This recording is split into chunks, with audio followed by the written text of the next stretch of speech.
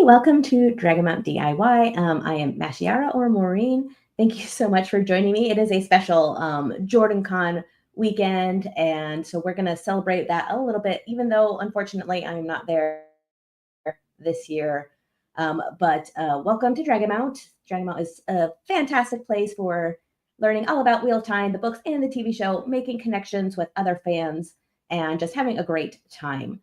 So for Dragonmount DIY, our focus is to bring you fandom-inspired crafts that you can do yourself at home. So everything I've done so far hopefully has been a beginner level, and this is going to be no exception. Today we're going to be looking at how to do cross stitching. So cross stitching is really fun, basic, and the words just escaped me, yarn craft. I guess it's not really a yarn. It's a fiber art. There we go. Fiber art. So with cross stitch, it's actually really cool. Let me just flip to my other camera. There we go. So cross stitch is based on stitching crosses. There we go. Pretty self-explanatory. So what you do is you use thread and you just make little tiny X's inside these little boxes. And so you use a special cloth that's called an Aida cloth. And Aida cloth comes in lots of different sizes. And the bigger the size, the smaller these boxes are. So the Aida cloth I'll be working today is shit.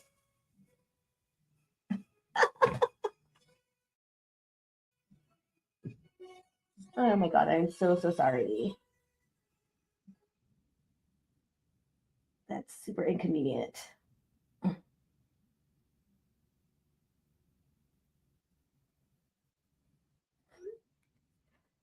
apologize for that. Please. All right, so let me start with I am a hot mess this morning. So as I said, I am not in JordanCon, unfortunately. I have not been able to go for the past 2 years.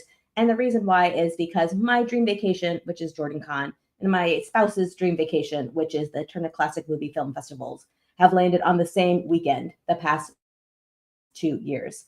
And so when they don't land on the same weekend, we go to JordanCon one weekend, and we go to the Turner Classic Movie Film Festival the next weekend. So we have two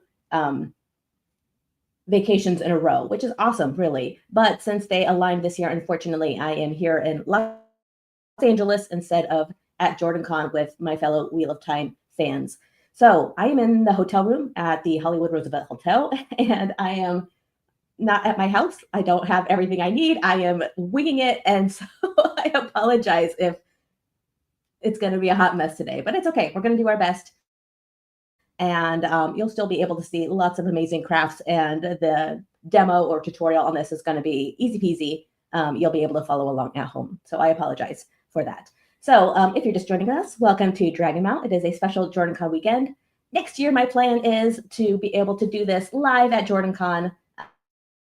So that's what I'm going to be having for my focus and my goal for next year. So hopefully we'll be able to have it align where my dream vacation of JordanCon and my spouse's dream vacation of Turner Classic Movies Film Festival don't line up on the same weekend. And then hopefully by that time, maybe you'll want to join us for JordanCon as well. And you can come and sit with me live, and we can have that there. So I'm going to just dive right into our tutorial. So as I said, cross stitch is a fiber art. What you use is you use a kind of thread that we call floss.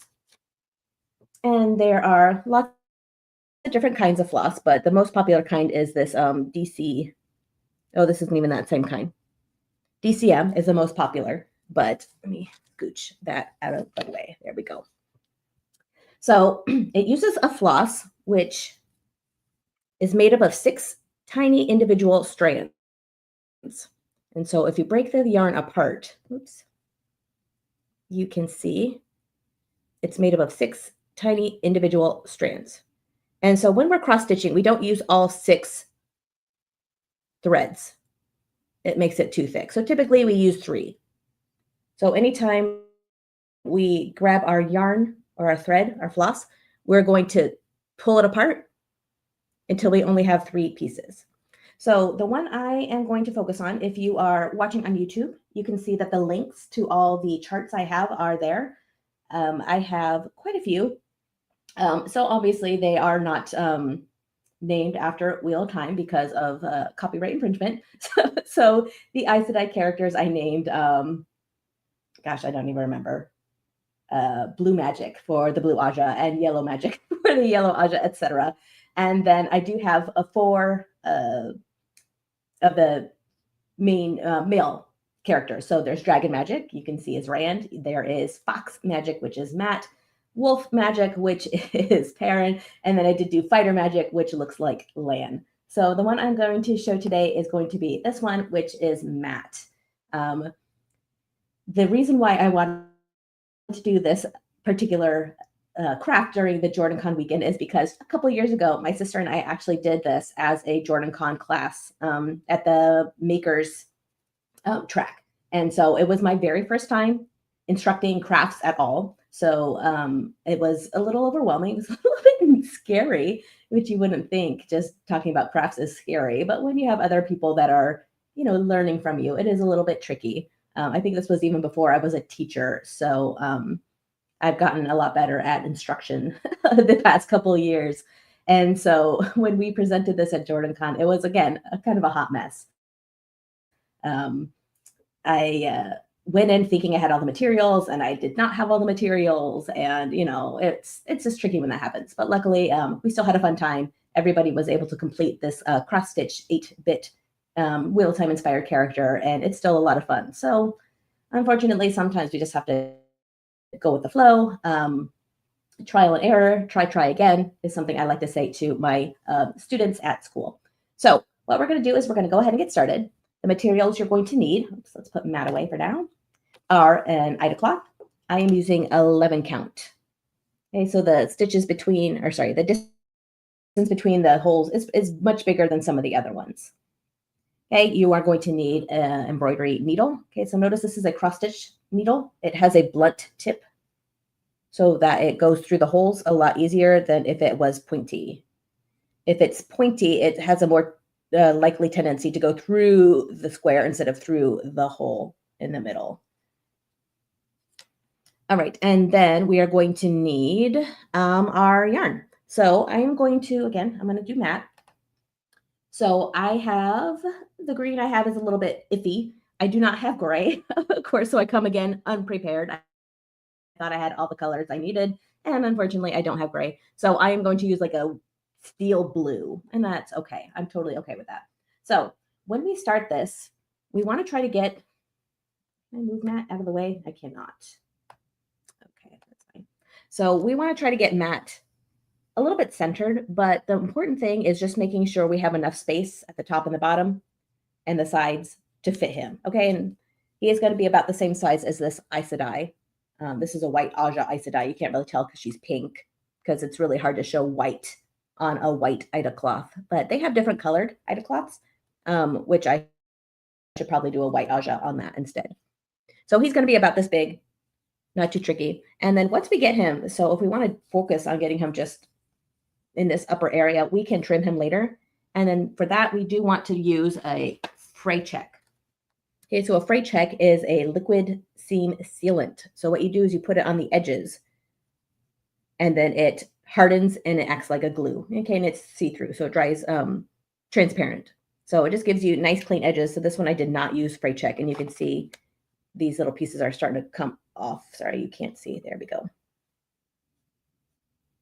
Okay, so I do recommend Fray Check. If you're going to put it in a frame or something cute, then you probably don't need that. One other option you can have is you can use an embroidery hoop. Okay, so for this one, it is a lot easier to get the needle through this.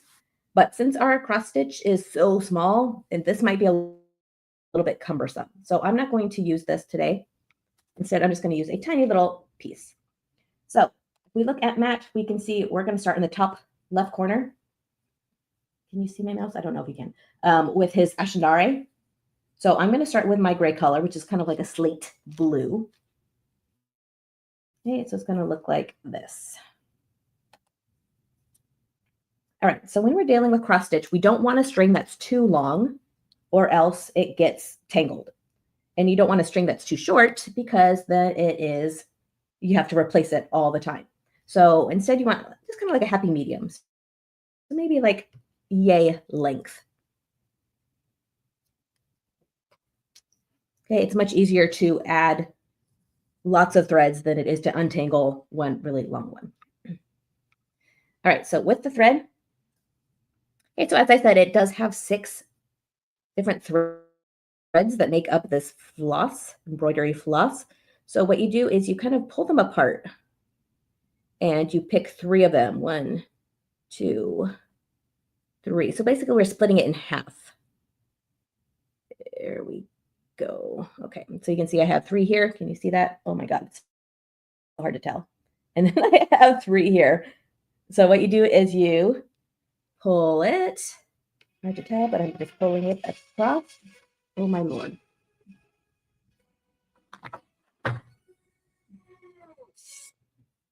Let me turn this on. I'm super popular today. I apologize. Typically, I'm not super popular, so I don't know what's going on that I am being hounded by my a million fans. So anyway, I am pulling this thread. Oh, good Lord. To separate these different flosses into 2 different things. So I'm not going to need that much for this steel blue color. The other one I'm just going to set aside. Okay. So there we go. So now I have my floss.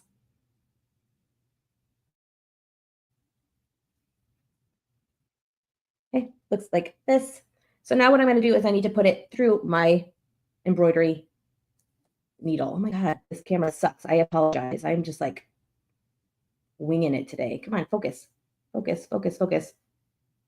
Nope, nope, nope, nope, nope, nope. Anyway, so you know what a needle looks like. It has this eye, and that's where our thread has to go through. So this is a tricky tricky task to get your thread through that. So as having years and years of experience, I can do it pretty well. But they also have these little amazing threaders. Okay, so if you want, you can buy these threaders. They make it really easy to thread the yarn. So what you do is you just put the threader through that hole. Maybe this one's not even going to fit. Is it too big? Okay, well, it's not going to work. That's okay. I can do it without that. This apparently is too thick for my embroidery thread. So instead, you just put all 3 through that hole, which again is tricky. I do like to get it wet. I do not suggest licking it, though. I've done several of these tasks with children at school, and your germs should stay your own germs. Oh my God. And of course, I talked myself up and now I can't do it. I swear, usually I don't have a hard time with this. Did I get it? Nope. Okay, let's see. Let's try this again. All right, so maybe if I just point it this way, that'll work probably better. All right, so I'm going to just go in like that. There we go. All right, so you can see I put the threader. Oh, fuck. I mean, I'm so sorry. Darn. Through there, you put the yarn through that side, just like this. Easier to get through that big hole than that little hole, apparently. And then you just pull it through. Or you don't. That didn't work either.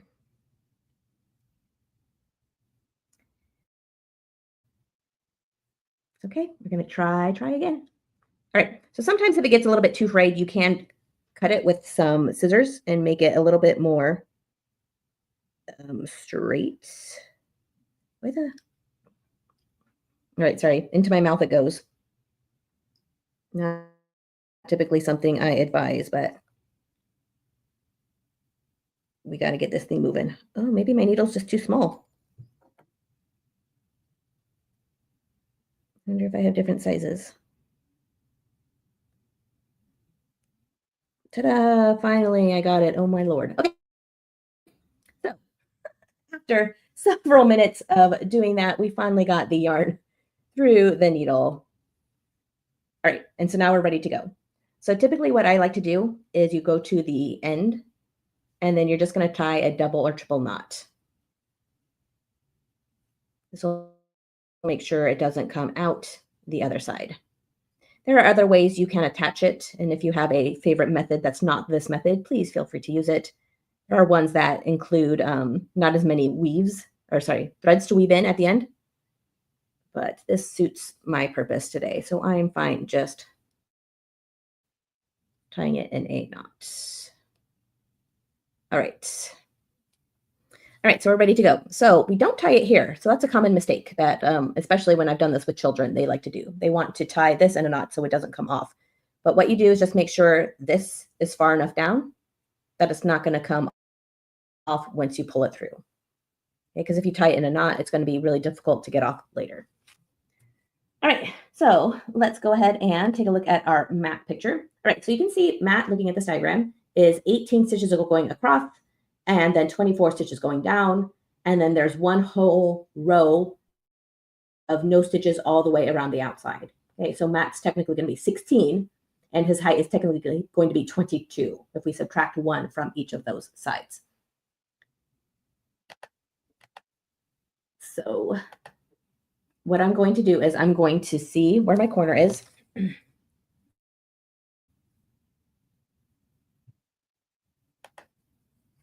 Okay, and then I'm just going to, it really does not matter how far away you go from the edge. This is much bigger than 24 by 18. So just wherever you decide to do it, that's where we're going to go. So I'm going to put that up real quick and see that I want this first row to be 4 gray stitches going down. Okay, so we start with going through in the back. And again, it does not matter where. Let's go over here a little bit more. Okay, I just go from the back to the front. Okay, and if I pull all the way through, it already got tangled. So typically the slower you pull, the less likely it is to get tangled, but whatever. There we go. All right, so when I pull it all the way through, you can see that knot will stop it. Okay, and the whole point of cross stitch is it just makes X's. So we're going to go down 1 over 1, and we're going to go through that next hole. That's diagonal. Okay, and it made an X. Oops, there we go. Okay, now to complete that X, we're going to go up 1 from where we are. Where is that hole?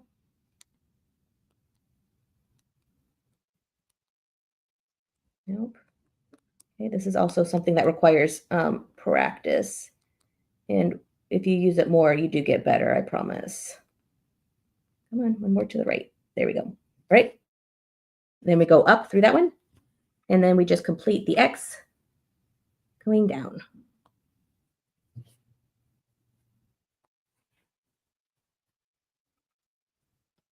Ooh. There we go. Very beautiful. All right. So we're doing that 4 times going down for Matt's Ashendare. So we can see we're just doing that very first column that says 2 going down. Okay, but we're just doing the gray right now. Okay, we're going to just focus color by color. So I'm going to do 3 more of these going down. So notice, if we look at the back, my stitch went through this bottom left corner. Well, that means I don't want it to go through that corner again, because if I go up through that, it's going to undo that stitch. So what we want to do is just go down 1. Where is my hole?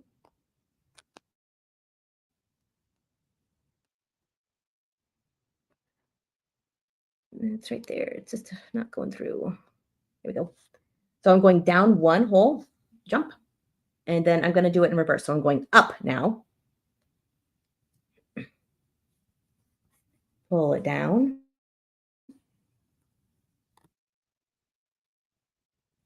And then I'm going to go down 1 again, and then up to the top left corner.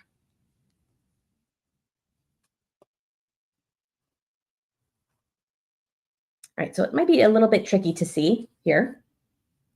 because my camera sucks and I'm ill prepared. But for that very first one, we did the one down from top to bottom, left to right.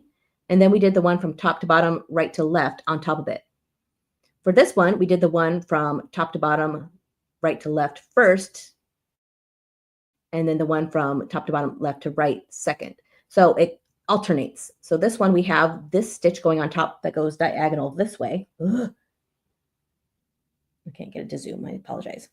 So it goes this way on the first one. That stitch is on top. And then the one going this way is on top for that one. Okay, and it makes kind of a nice pattern. It's really not that visible. So if you don't do it that way, it's not a big deal. But it has a nice flow if you look at the details when you do it this way. All right, so now I'm going to do another one. So we ended at this bottom one. Get that out of the way. So the bottom right, which is right over here. So now what we want to do again is we're going to go down one.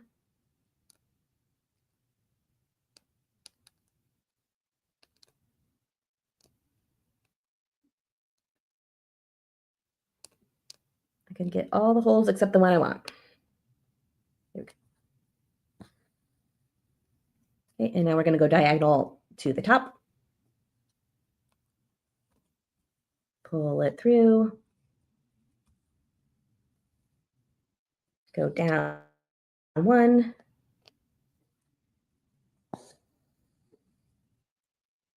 Okay, that's my tail coming through. All I need to do is pull it from the back and it'll go away. All right, and the diagonal up to the top again.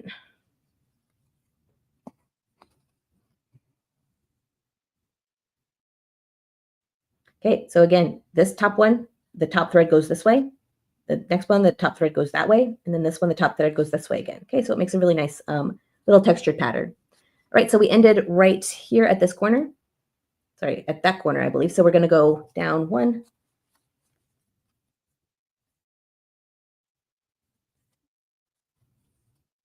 And go right here. Down and over one. And up one. And then down and over one. Okay, so that was my first 4 stitches of Matt's Ashendare. So if we look back at our drawing, we can see that column 2 that has 4 gray stitches going down. Okay, so I'm using like a slate blue, but that's okay.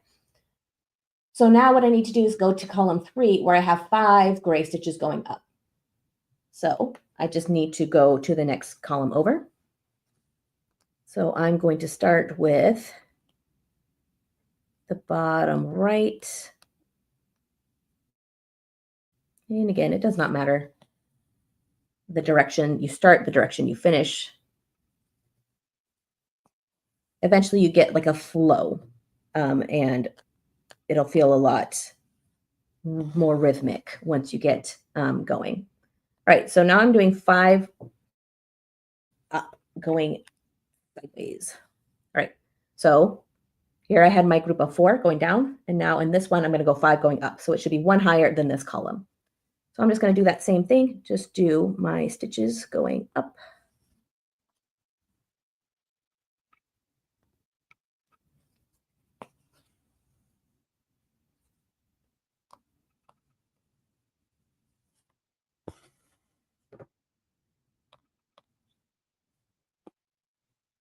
Okay, that's 2. Next one going up.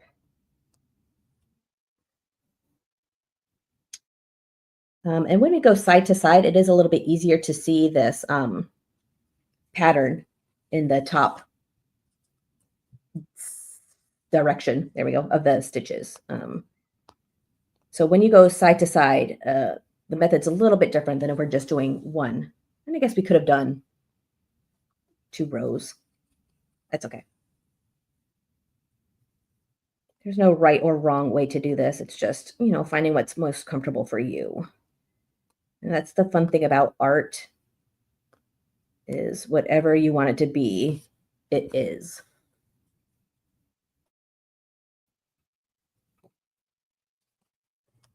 Right, here's number 4.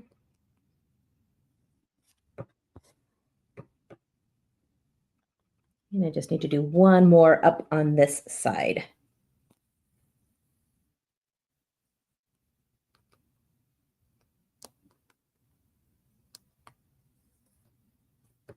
Oops.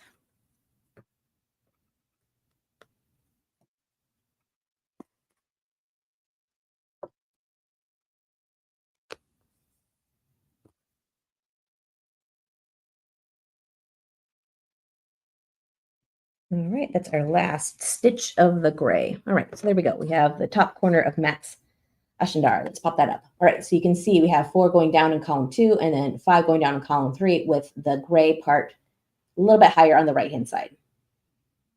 Okay, so exactly just like that. All right, now we're done with this gray. We can tie it off. We don't need it anymore. So the tail we did, it's gotten all tangled, but remember we tied it in a bunch of knots, so it's not going to come undone. It's fine. Okay, but this one we want to secure.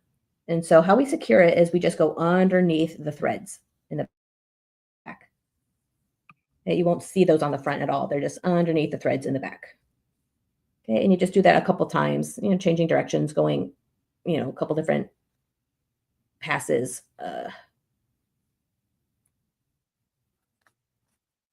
I will make my back look a little bit nicer on the next color so it won't look so terrible.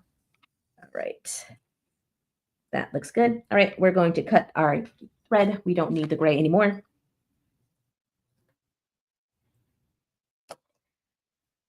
Pull out my needle. Trim this up just a little bit because it looks gross. There we go. All right. So not too tricky so far, hopefully. All right, so there is the top of Matt's Ashendari. We can go ahead and do the staff next. Or we can start with his hat. Actually, I think I'm going to do the hat next. So let's grab some black.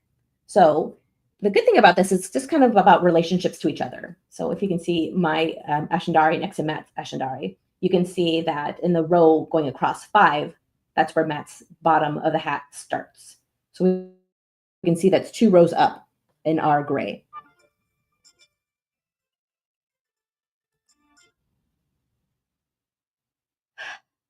And so the hat would start right here. I'm so sorry that I did not silence my notifications. So I'm going to grab black. I thought I already had some pulled. I do. So again, you don't want a piece that's too big. You don't want a piece that's too small. We are going to use a little bit more of the black than we did the gray. So again, I don't want it too long though. All right, so I cut my thread that's black. Okay, this is going to be really hard to see. Oh, Matt's in the way. Sorry, Matt, go away. There we go. So again, we're going to split it into its pieces. So remember, it's 6. I just want 3. So I'm going to split it until I have 3 in one hand and 3 in the other. 1, 2, 3. 1, 2, 3. Okay, and then if you just gently pull it, actually helps if you use gravity to do the spinning for you. It's nice and gentle. Much better. All right, so again, what I'm going to do is I want to tie a knot in this end. I'm going to triple, quadruple, quintuple.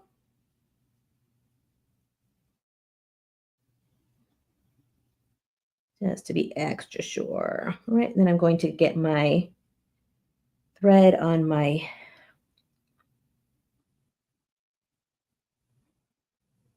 needle. Yeah. I think this was that small of a needle, but apparently it is that small of a needle.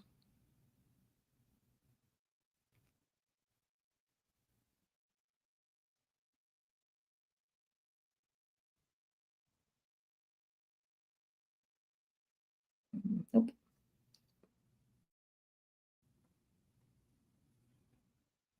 The thing about textile arts is you do get threads in your mouth quite frequently.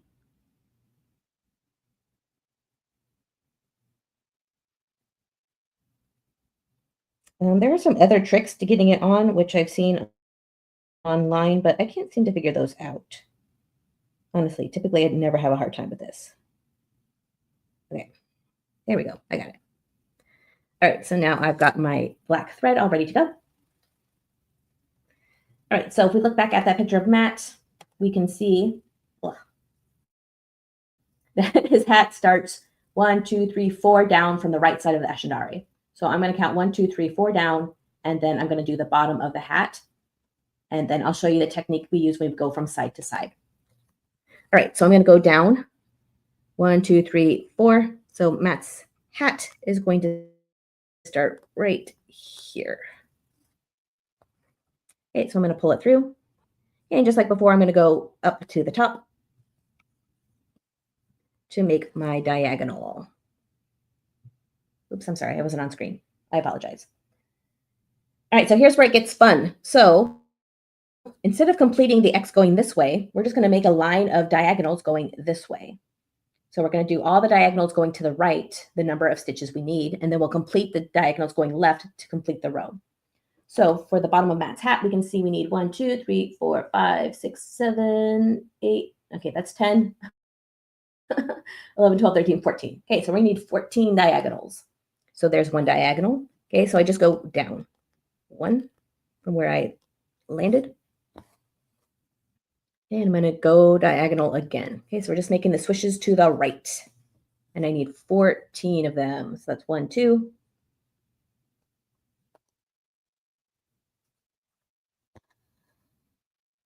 Here's 3.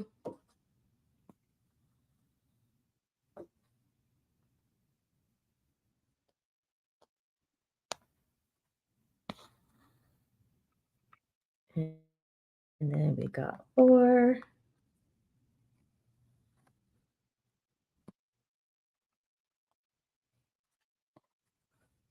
Five. Okay, for this row, it is important that I count.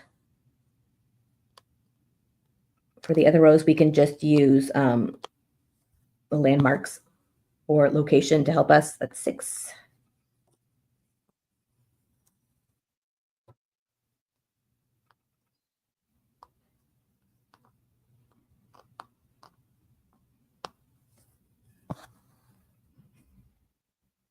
Seven.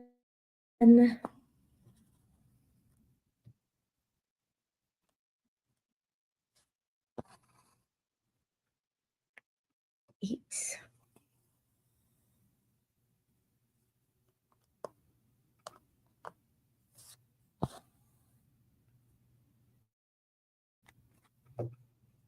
9. Oops.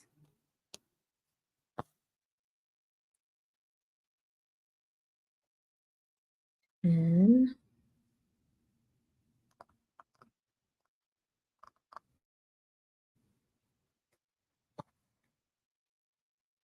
11.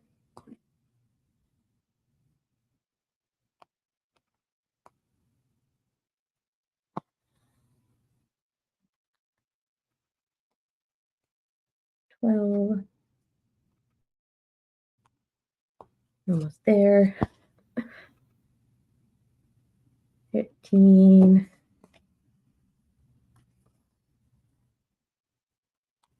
And last one, 14. All right, so I know a lot of people say that they didn't realize there's so much counting in crafts, especially with crochet. A lot of people joke that, like, oh, I didn't realize I was so bad at counting. All right, so I'm just going to double check that I have 14 diagonals. 1, 2, 3, 4, 5, 6, 7, 8, 9, 10, 11, 12, 13, 14. Okay, you can see in this one I went down a little bit, but that's okay. Our crafts are never going to be perfect, and that's all right. All right, so now that we did that, we're going to complete the diagonals going this direction. So I ended at this one, which means I need to come up through that bottom one to complete that first square. Okay, so I'm going to go up. Okay, and now I'm completing my diagonals to the left. And this time I don't need to count because I'm just filling in what I have. Okay, so I go straight down.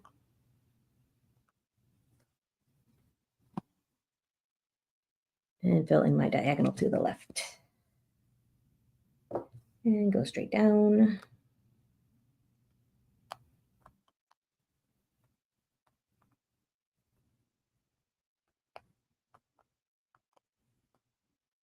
Go. And go to the left. Okay, and then just go straight down. Just here.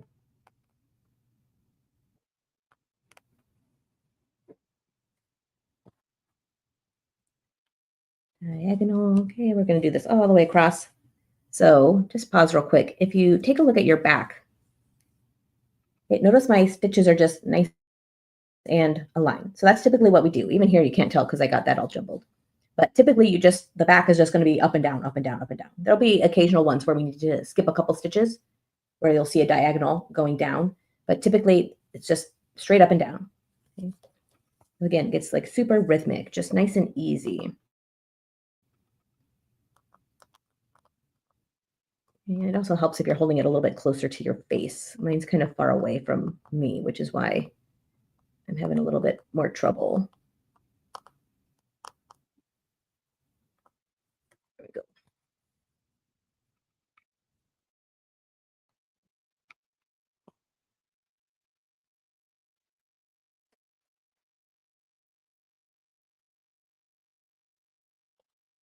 And cross stitching, kind of like a lot of the hobbies, gets kind of a bad rap of being a grandma hobby. But there are so many amazing cross stitch pieces I've seen. If you're on Reddit, there's a subreddit called Nintendo Stitch, and it's just a lot of Nintendo inspired crafts. And some of the cross stitch patterns and designs I've seen on that are so phenomenal.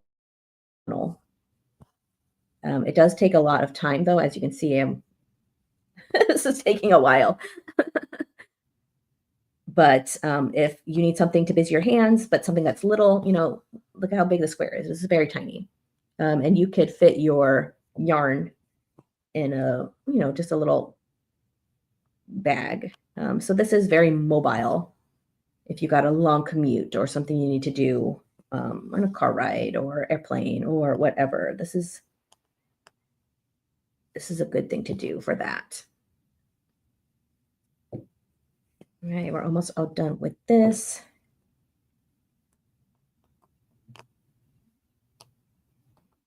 Very bottom. And so remember, Matt does have that wide brim hat. He did not get it in the show yet, but I'm hoping if they renew it for another season, eventually he will get that hat. It is very trademark Matt. Also in this design, I did put a scarf around his neck, which he wears to hide that hanging wound that he got from the eelfin. The eelfin are the foxes. The aelfin are the snakes, which doesn't make sense. You'd think eels would be the snake-looking ones, and the elf or ale would be the foxes, but whatever. All right, so again, let's pop up Matt.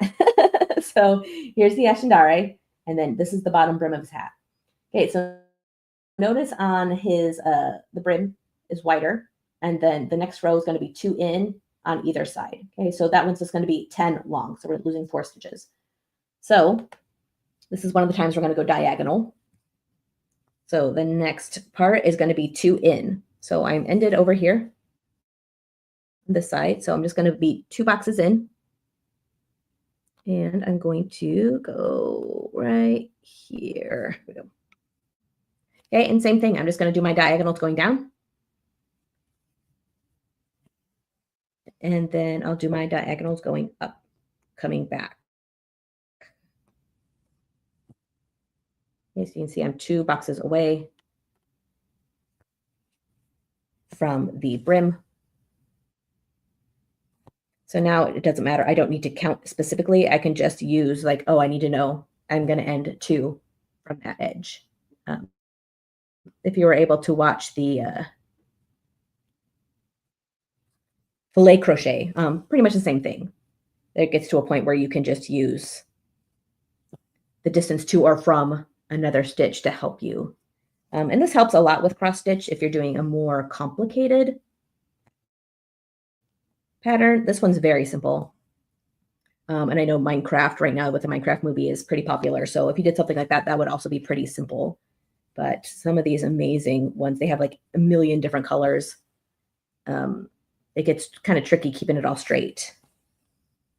But I've only ever done pretty simple designs with this. I do like the 8-bit design. I think it's very, very cute. So doing this cross stitch, I've done it several times. It's just nice and basic. Like I said, it's a little bit time consuming, but it's not super tricky. Okay, and I want to make sure I end 2 from the end. Sorry if I'm getting off the camera. Let's see. All right. 1, 2. Okay, so there I go. So those are all my, oh my God, have I been off the screen the whole time? I apologize. This is not my normal camera mount, so I am improvising. Thank you for your patience and for sticking with me. All right, so now I'm going to do my diagonals going the other way. So now we're going down. So notice in the other one, we went up, and now we're going down and down. So again, this does have the final stitch will go in an opposite direction. It just gives it a little bit of extra, flavor, I guess. So now I'm going to go up from here.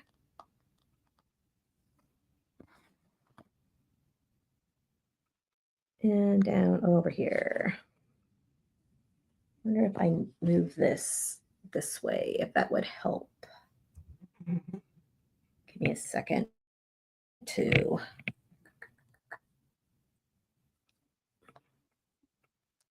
do that. Actually, I think that's going to be better. All right, so again, if we look at the back, you can see just straight up and down. Okay, and there's our diagonal that we did. That makes it nice and easy. All right, so this one we're going, oh, did I skip one?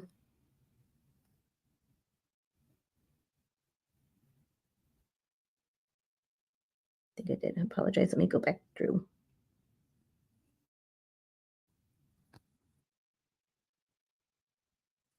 I don't know where I messed up.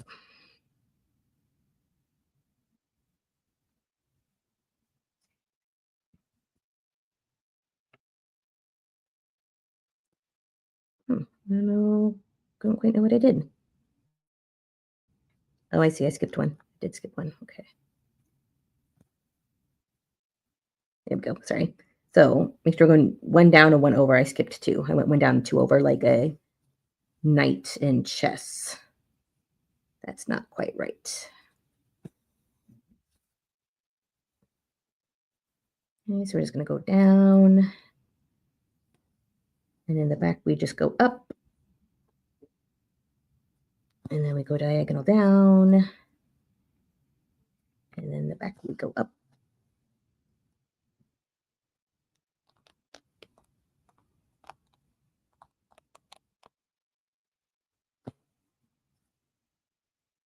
Diagonal down.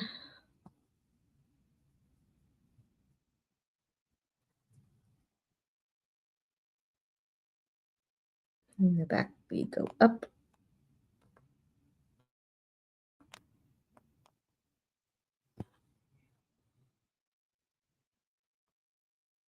And I think we just have 2 more rows after this. I'm getting close to the end of my black thread, so we might need to change it out before the end, but we might be able to make it since we started with the longest part of the hat and it's getting smaller now, so maybe we'll be okay.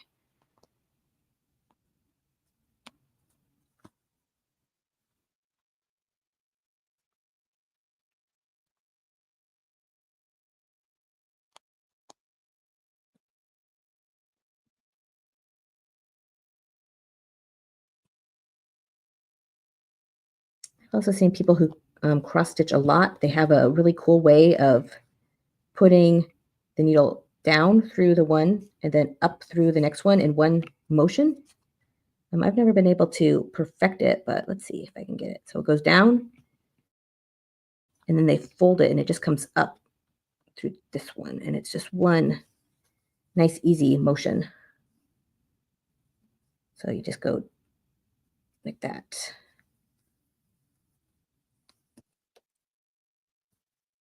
It is a little bit quicker. Definitely. All right. So let's take a look at our mat and what we need to do next. All right. So we finished the brim. We've got that next row going up, which was row 4 going side to side. Okay. And then row 3 and row 2, we're going to decrease 1 on each side as we go. So I can just do that. Sorry, Matt, go away. Pretty easily. So unfortunately, I guess I didn't want to do that on that one. All right. So for this one, now I need to skip one. So I need to go.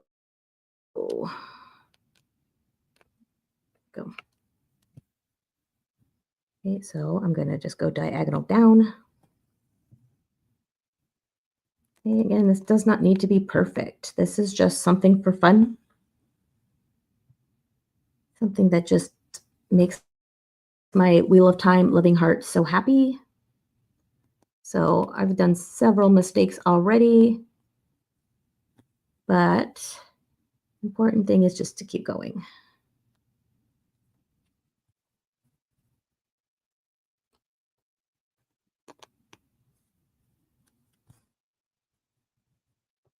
Let's see if I can do this again. So you go down and up.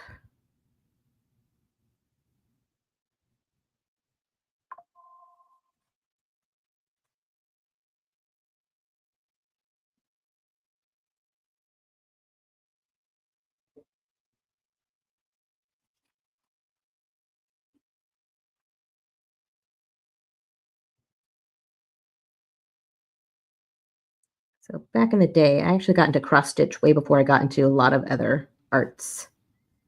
For some reason, I'm not quite sure why. I was like, oh, I want to try that, but I did. And honestly, this is just a little bit too repetitive for me. My brain gets bored pretty easily. And so I can't do this long term.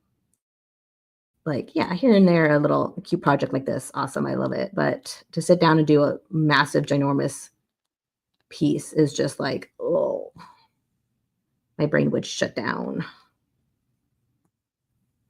But all of our brains are different. And so this might be the craft that works for your brain. The one that works best for me is crochet. It's repetitive enough that it's soothing, but it's also interesting enough that I can do different stitches and different designs and different things. So that's the one that helps me, especially, if my nerves are a little bit out of whack. Crochet can really, really help. As a teacher, I need to take first aid class every other year to be CPR and first aid certified. And I have a medical phobia. So talking about needles or blood or, any of that stuff just really gets my anxiety super high. And so having to go through this,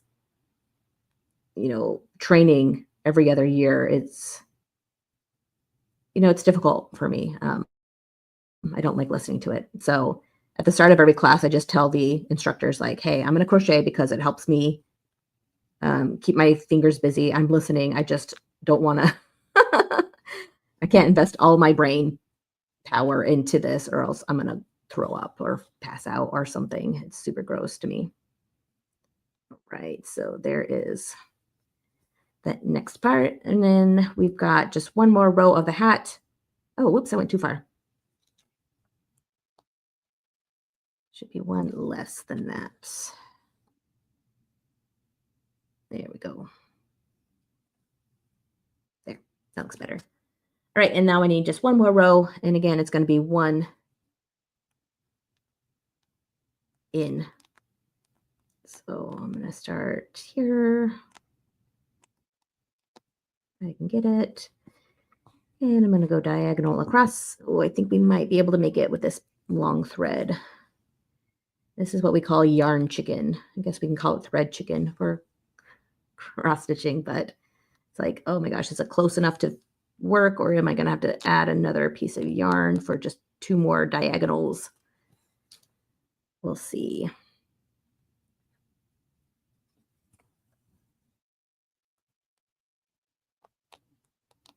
So for these cross stitch designs, again, if you're watching on YouTube, I have all the links there. They are on Stitch Fiddle,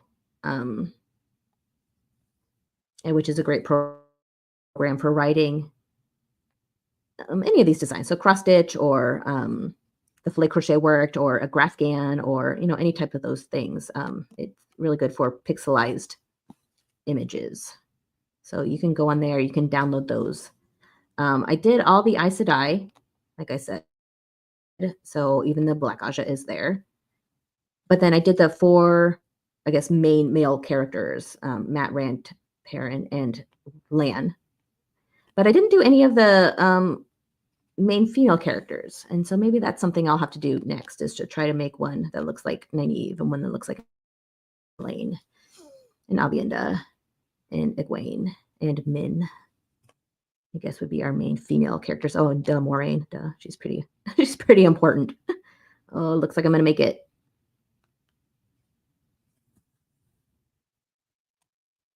It's got, looks like 3 more stitches. Oh, easy peasy. Good.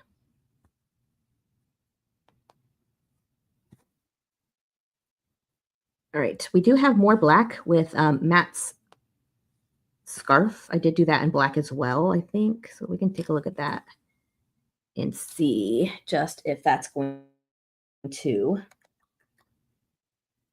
be easy enough for us to do, or if we want to do that later. So I'm thinking about how much thread I have left.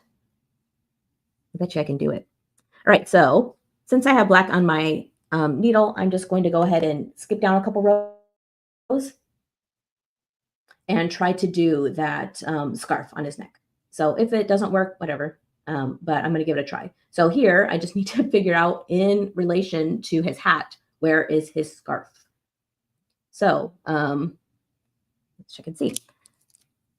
If you have a pencil or a pen or something, oh dang, this is a little bit tricky to do because I don't have my, where's my phone? Oh my God, let's pull up my Stitch Fiddle.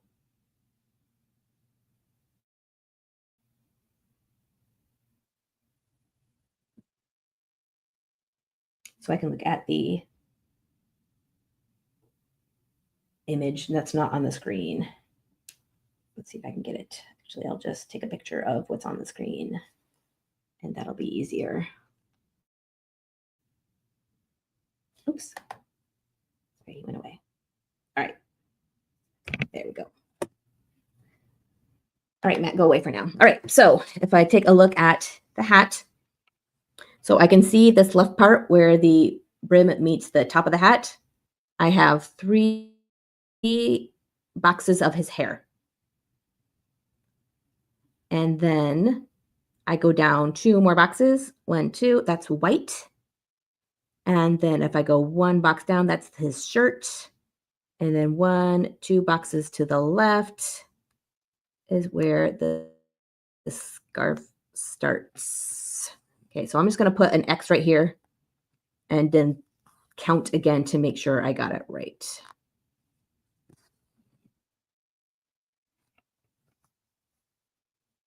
All right, so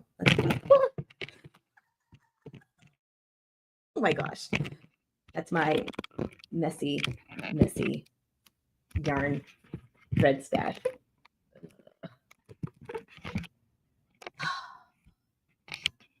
Thank you for being patient with me today. I appreciate you.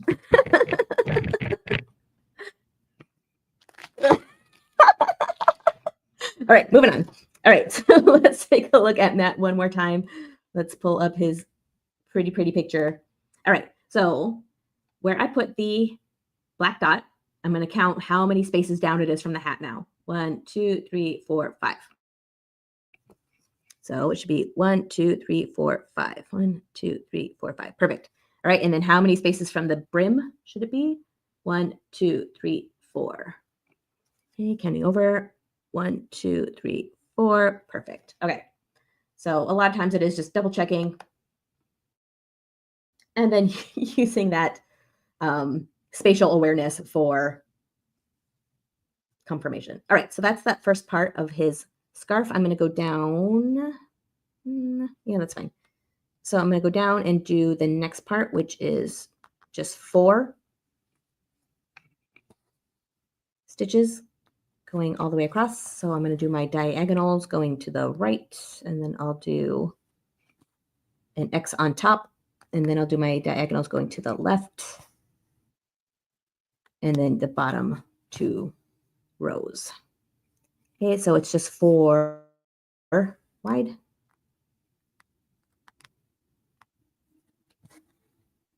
All right, and then before I start going down my diagonal to the left, I want to just add this one here.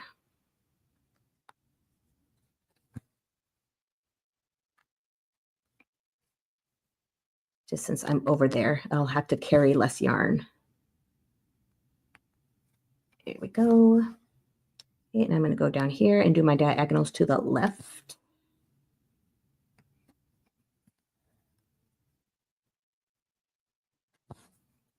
Looking at it like this, his hat looks really unproportional, but in the drawing it looks okay. So hopefully it doesn't look too weird once we have this finished.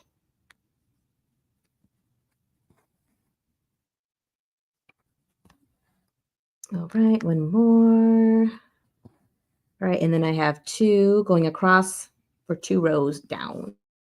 So I'm going to do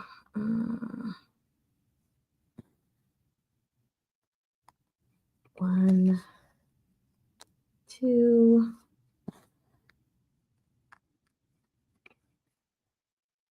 and then up and to the left 2.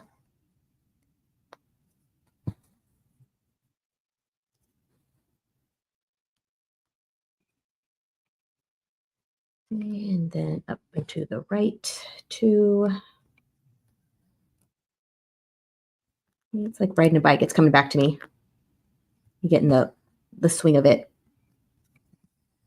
And then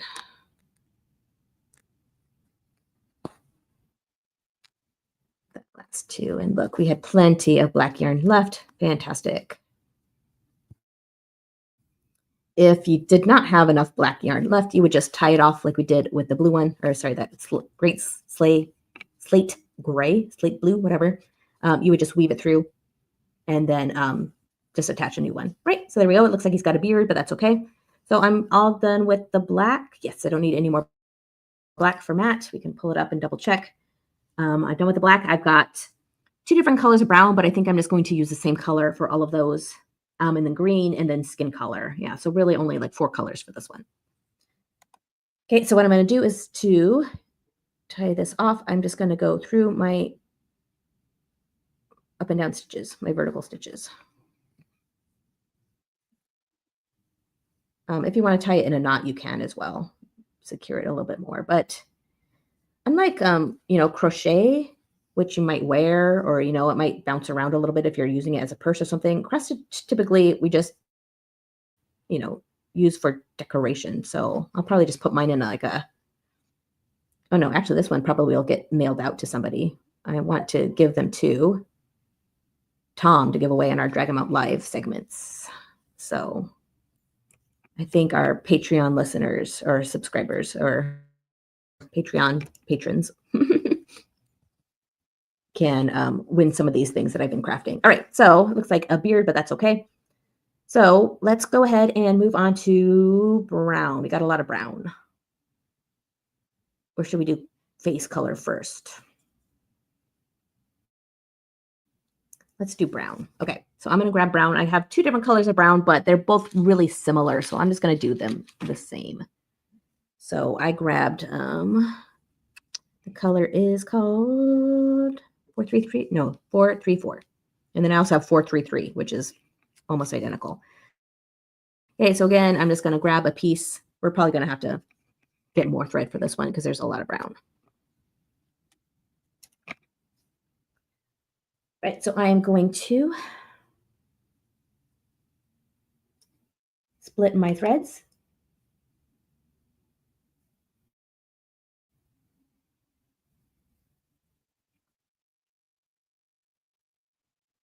One, two, three, one, two, three. Okay, and then I just use gravity. Let me just flip over to me real quick, just so you can see. All right, so I have the two pieces here and here. And if you just hold it up and pull, like that middle strand will swerve or twirl just with the aid of gravity. As long as you do it slow enough. Okay, you can't tell, obviously, but it's spinning. Okay, nice and slow is the easiest way. Then you don't see, I didn't do it slow enough.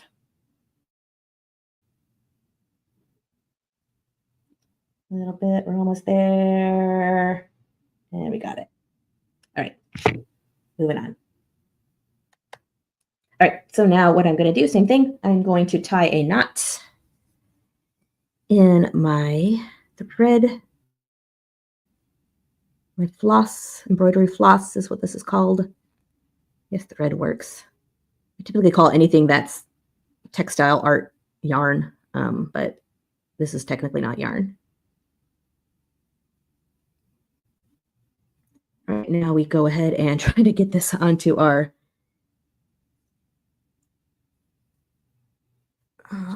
needle again. I want to see if I had any that are bigger. I don't think so. I think they look like they're all the same size.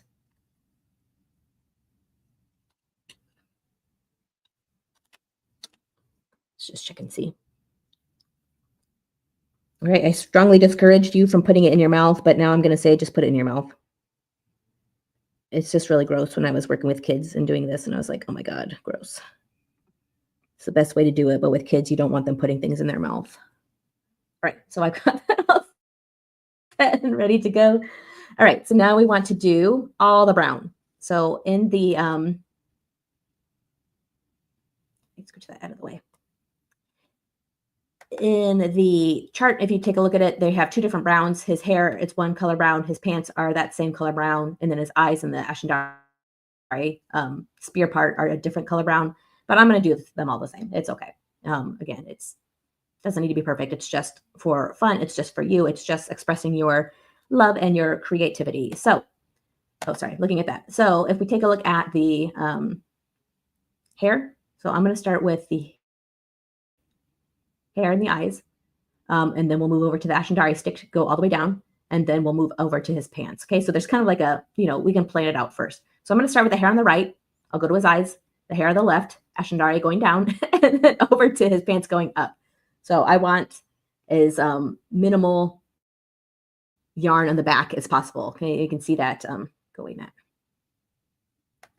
that black one. It's fine. We can go under it, so it's not going to show. But just looking at it like this, you can see it pretty clearly. So I want to avoid that at all costs. So let's take a look at his right hair. So it's underneath the brim, 2 from the right, and it's just 2 squares down. Okay, so 2 from the brim. That's this one here.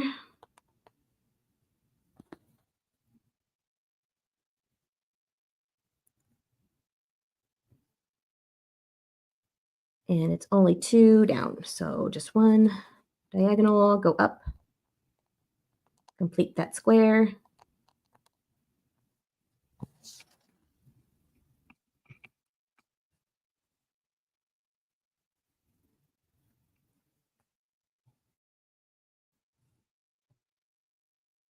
Okay, and then go down 1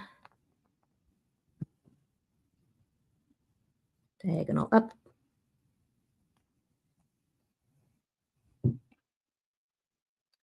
Down 1 diagonal up. for his hair. Okay. Oh, whoops, I went sideways, not up. That looks like a backwards 2. Let's see if I can fix that.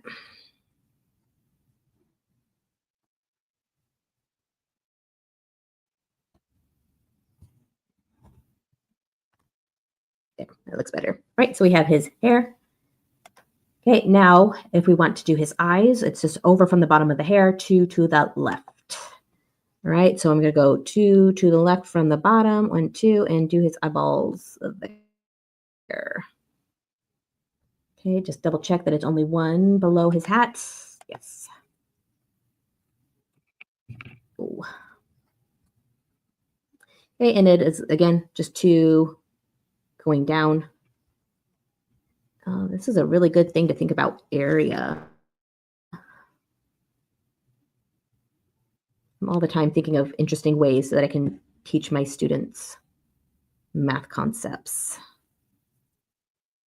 Oh my gosh, and thinking of it like Minecraft would probably be really helpful, or Roblox. I like to play Roblox. I teach 4th grade math, and so my 4th graders are about 9 or 10 years old. And if they're not entertained every second of the lesson, they zone out. So I do try to make things hands-on and as fun as possible. So maybe Minecraft or Roblox would be fun for figuring out area of specific colors, or even just fractions. Sorry, now I'm talking about math, and that's not everyone's favorite cup of tea. All right, so now I'm going to skip 2 to the left to do the other eyeball. All right, so I'm going to start at the bottom of this one. 1, 2, looks like it's there.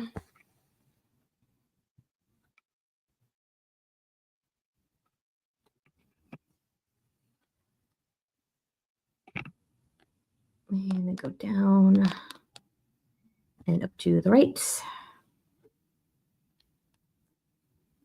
And then go up 1.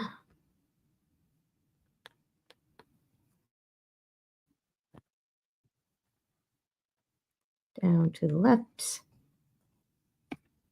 So if you have never been to JordanCon, or if you're there right now, that would be amazing. I don't know if I have any JordanCon people there or watching right now, but JordanCon has an amazing makers track where they focus a lot on different kind of crafts. And so I did take a crochet class before where we crocheted doom slugs from Brandon Sanderson's what was that one called? Starlight series. And so that was a lot of fun. It was super cute. Oh, look at his hair is uneven. I didn't even notice that. So I think we need to go back and fix that because I think he needs 1 more on this side. So on the right-hand side where he only has 2, let's go back and fix that. It looks like there should be 3 on both sides. So I apparently messed up my design. So I'm just going to jump over. Like I wanted to avoid that if I could, but I can't. So whatever. Definitely don't want Matt to have his hair all lopsided. Matt is most everybody's favorite character by the end of the series. We don't want to disfigure him. All right, there we go. So, sorry, I have Matt in the way again. There. So I just added 1 more little piece of hair there. All right, so now I'm going to go do the hair on the other side. So again, it's going to be 2 in from the edge of the brim. And I'm just doing 3 down, not 2 down. So if I do this here, let's just double check. I'm 2 away from the brim, 2 away from the eyeballs. Yes, that is correct.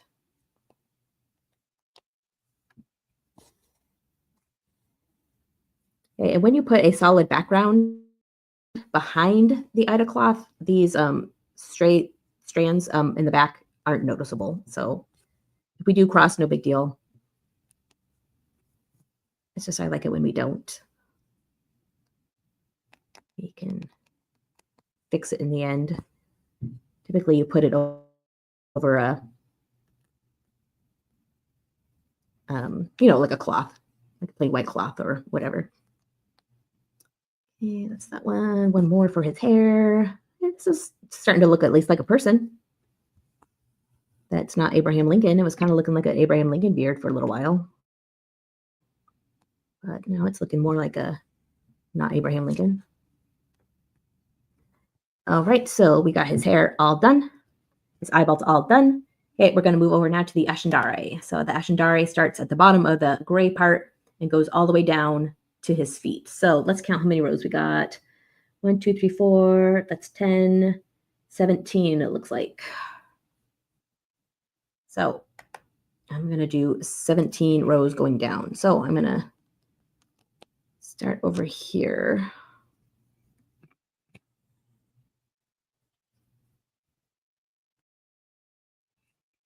And we'll just go for a little while and we'll check back in to see how many we got. Oh, I think I did that wrong. I did do that wrong.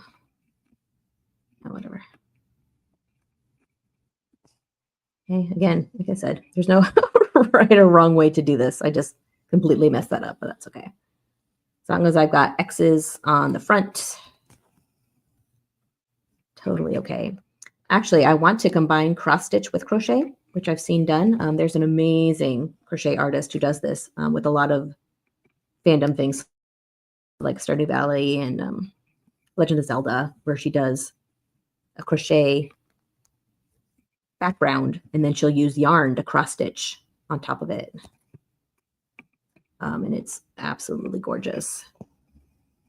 So I think that would be kind of fun to try. I just haven't done it yet. Her patterns use a lot of that plush chenille yarn, which is not my favorite.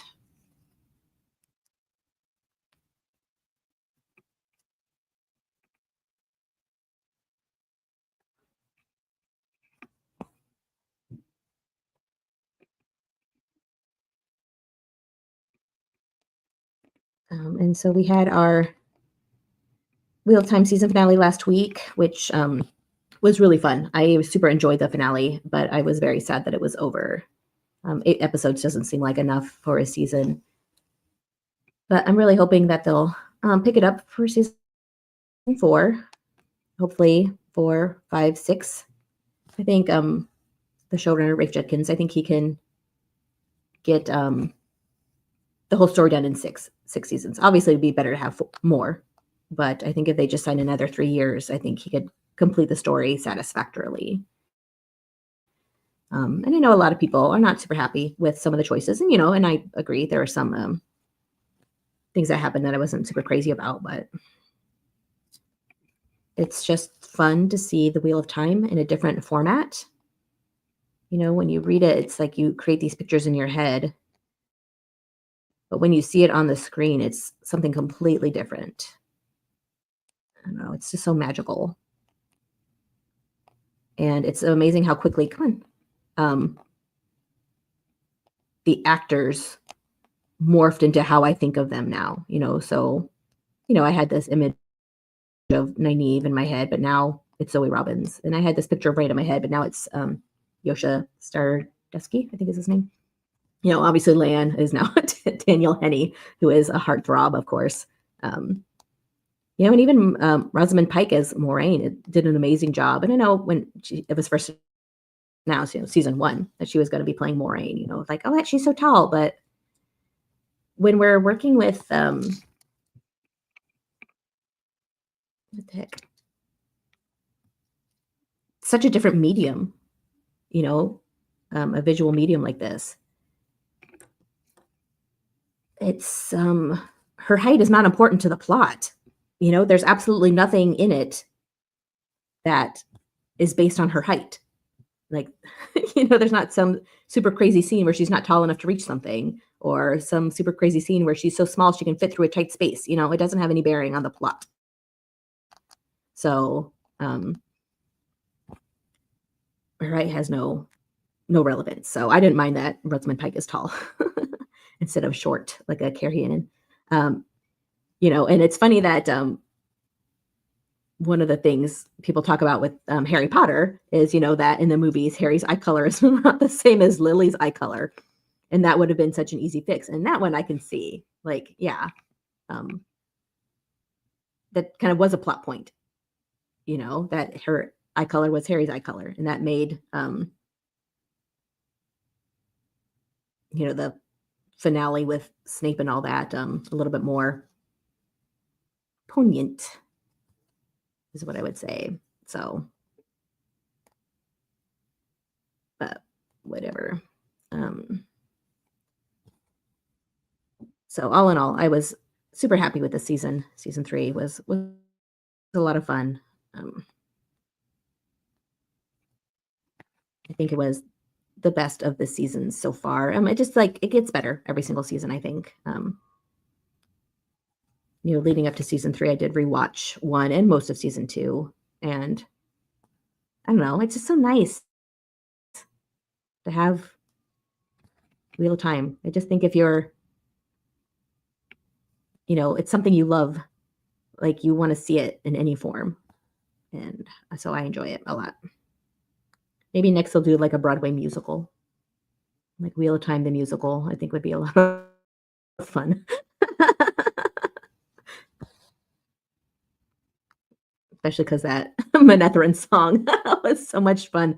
I wish they had a longer version of it because I want to sing it all day long. Oh my gosh, and the Hills of Tanchico was fantastic. That was just such a fun song and such a fun scene with Elaine getting a little bit, loosey-goosey. Yeah, all the scenes in Tanchico were my favorite this season. It was so fantastic just seeing Matt and Nynaeve and, Elaine and Tom.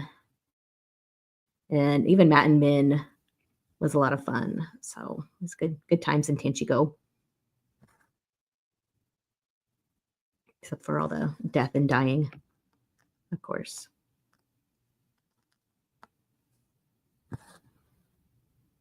If you are not aware, we do have a Dragonmount podcast where we talk about the TV show, and I am on that with Kathy Campbell and Rajiv Mote.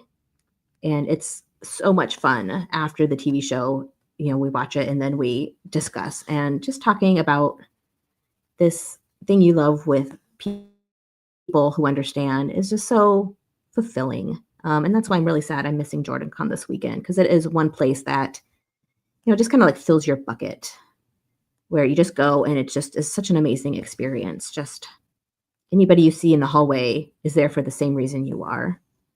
And you can just strike a conversation with anybody and talk about these characters you love and these places you love.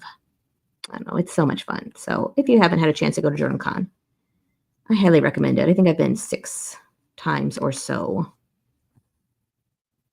Maybe 7, I don't recall. But as I said previously, if it hadn't lined up with this weekend, I would have been there. So unfortunately, it is just so crazy, the timing, that my dream vacation and my spouse's dream vacation are both the same weekend sometimes. All right, so let's count how many we got so far. 1, 2, 3, 4, 5, 6, 7, 8, 9. Okay, let's keep going. We want 14. Uh-oh.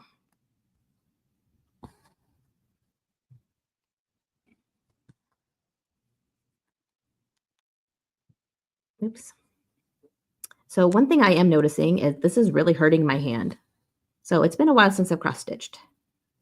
I think the last time was when I was at JordanCon doing the class for these patterns. And so the way I'm holding it with my hand is not a way I typically hold anything. So I can feel it starting to burn in my,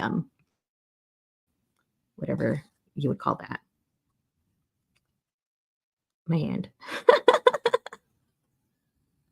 So I think if you use one of these embroidery hoops, it's easier because you don't have to hold it in this tricky way because it's held taut for you. It is what it is, so I'm going to press on. I'll put some ice on my hand later if I need to.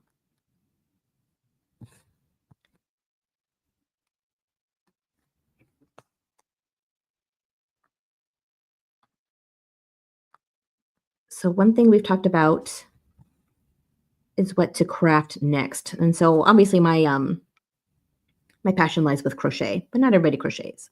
So also sometimes crochet projects take longer than the, hour or two I have here. And it might be, I guess we could do it in parts, maybe. What happened? I tied it in a knot. Part 1, part 2, part 3, part 4. We could do that. We can do like an Amerlin stole. It might be kind of fun.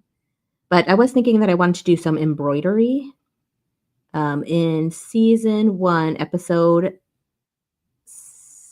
8, I think the last episode of the season, we get a flashback to Luther and Telamon in the Age of Legends, and he has a dragon embroidered on his shirt. And I think that would be super cool to do. The problem is I've never done embroidery before, so I don't know how to do embroidery. But I would 100% be willing to learn because I think that would be kind of cool to take a look at. See if we can do that. Oh, come on. It's getting all tangled. So I'm probably going to need another thread of yarn for the pants. I don't think I have enough here to complete the Ashendare and then complete the pants. The pants are also kind of wide, take up a lot of area. Okay, I think I just have 2 more, but let me just double check. I'm going to count.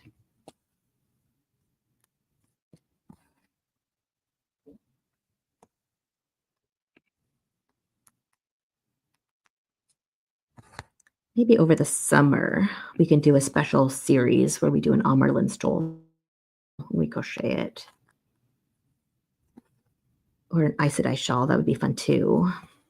Right, we should have 14. Let's count. 1, 2, 3, 4, 5. Oops, no. 1, 2, 3, 4, 5, 6, 7, 8, 9, 10, 11, 12, 13. Let's do one more, and then we'll double check on our graph to make sure 14 was the correct number.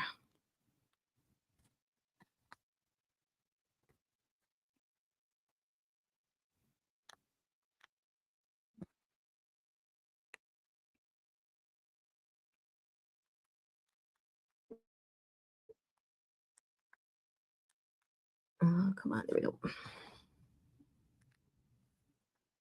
All right, looking pretty good so far. Actually, it's coming together. Let's take a look at our. All right, so we're starting at 7.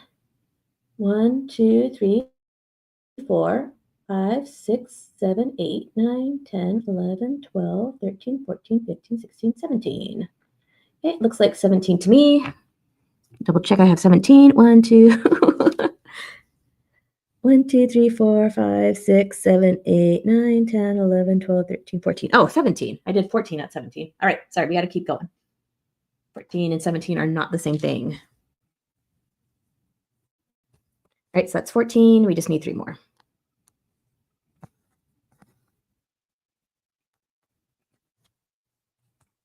So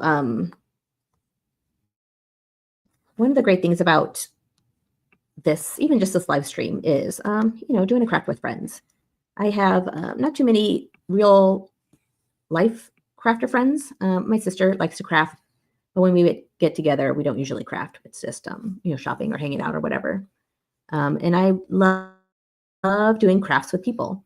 So I do have a crochet club at school where I invite 3rd graders and 4th graders to come learn crochet with me. And that's pretty fun. But at the same time, they're children. And while I enjoy, being a teacher in that capacity, it's not as fun as chatting with adults while doing crochet or, other fun crafts and stuff. So, dang it, it's getting curvy.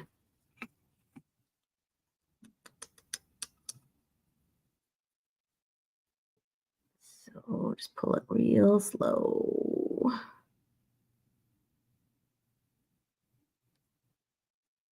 So sometimes if you hold up your yarn, it'll unravel like that or spin and untangle itself. I think I needed one more. And so it is fun to do this. One summer, I did invite other teachers to come do crochet with me. And I went once a week to a coffee shop and had all my crochet stuff. And I had about 2 people that came regularly. And that was, I don't know, it's just so fun. Like it's soothing. It's relaxing to do this, but it's even more relaxing when you have someone to talk to or someone to share it with or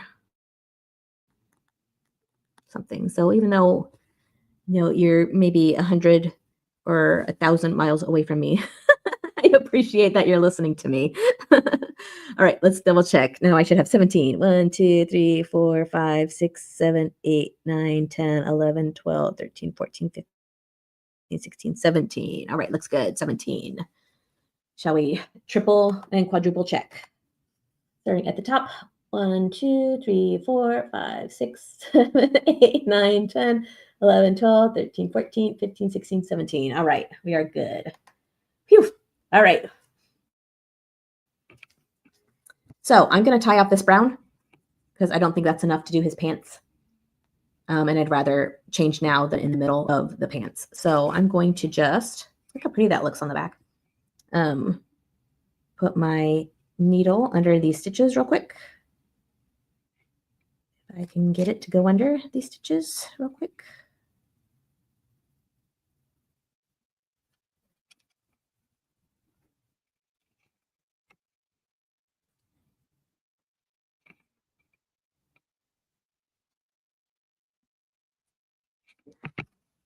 Just underneath a couple of them to keep it contained. Beautiful. Come on, Bella. There we go. Awesome. Okay, cut that off. All right, and since we split our brown into 2 pieces, I already have a brown ready to go. Just the other part of that brown we use. So I'm going to tie this in a knot. Quadruple, quintuple type of knots. Right, and now I need to figure out where the pants begin.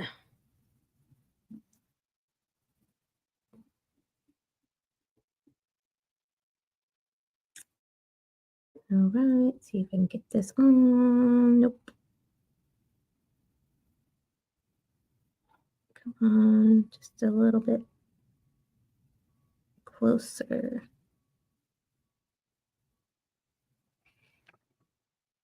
Yes, first try. All right, so now I'm all set with this brown. Let me fix this real quick. Ugh.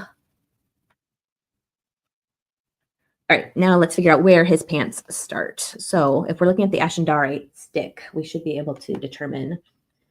So at the very bottom, we're going to go 1, 2, 3, and then start.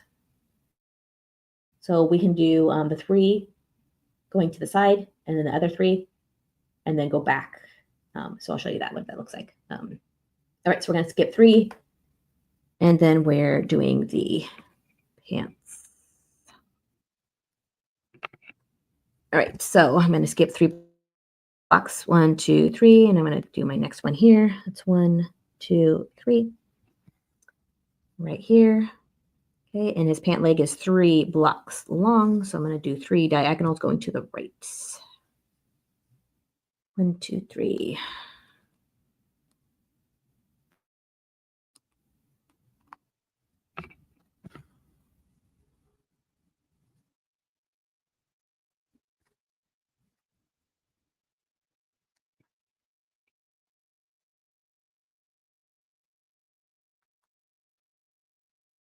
Okay, and then we're going to skip over the divide in his legs, his thigh gap. I guess he's got a pretty big thigh gap,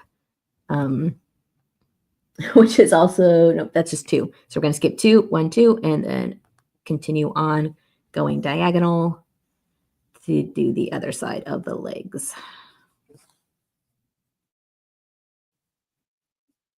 1, 2,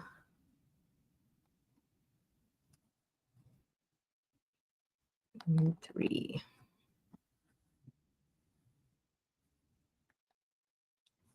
Okay, now we're going to complete our diagonals going to the left. Maybe, there we go.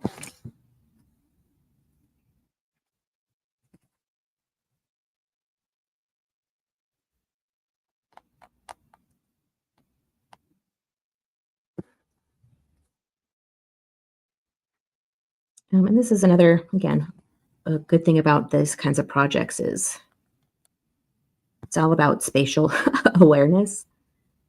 But notice I'm trying to quadruple check or triple check each time to make sure I'm counting correctly. I know if you're a knitter or crocheter, you do constantly count your stitches over and over and over and over.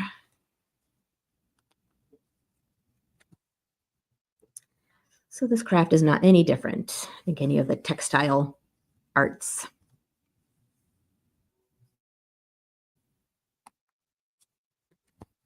Okay, and how many boxes do we go up before we start the whole pants going across? Let's see, we've got 1, 2, 3, 4. All right, so we're going to repeat this 3 more times, and then we can just do his pants all the way across.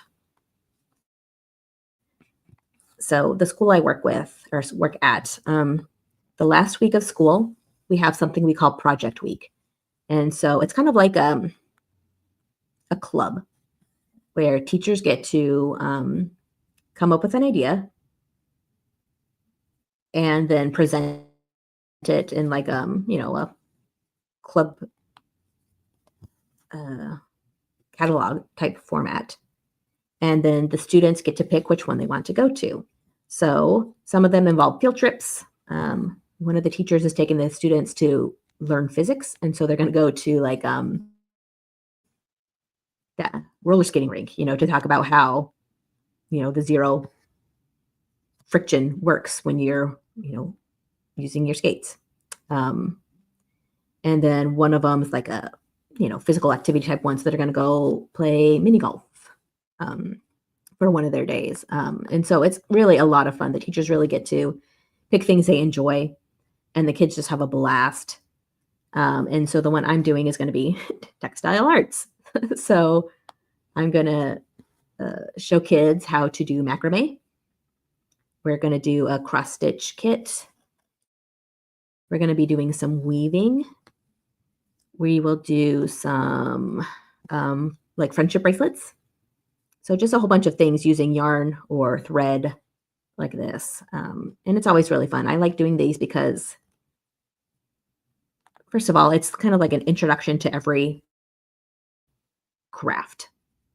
So it's like, oh, you don't like that? Awesome. We're moving on to something else in 10 minutes. Or, oh, you like that? Awesome. We're going on to summer break. Ask your parents to buy you another cross stitch kit, pitch it to the parents like, hey, it'll keep your kids busy. Give them a hobby that's not screen time. So it's really fun. I absolutely love this about my school, that we get to have these fun things. And the kids, finish up that last week of school just so excited. And it's just so much fun. And you just head into summer really pleased with the school year. So it's a great way to end our time together. And I'm super excited about this year to do some arts and crafts. Last year I did a Woobles kit. So if you know the Woobles, it's a crochet kit that's pretty elaborate, but it comes with everything you need. And the cool thing about it is that they start the project for you. So the first round of the project is started. So you don't have to do the magic circle, and you don't have to do the first few stitches into the circle. They do that. And then you just start off from there. So that was really fun, but it was a lot of work. I had about 20 students doing it. And that's just kind of a lot to be trying to explain crochet to all at once. So I didn't want to do that again this year because it was just a little bit too much.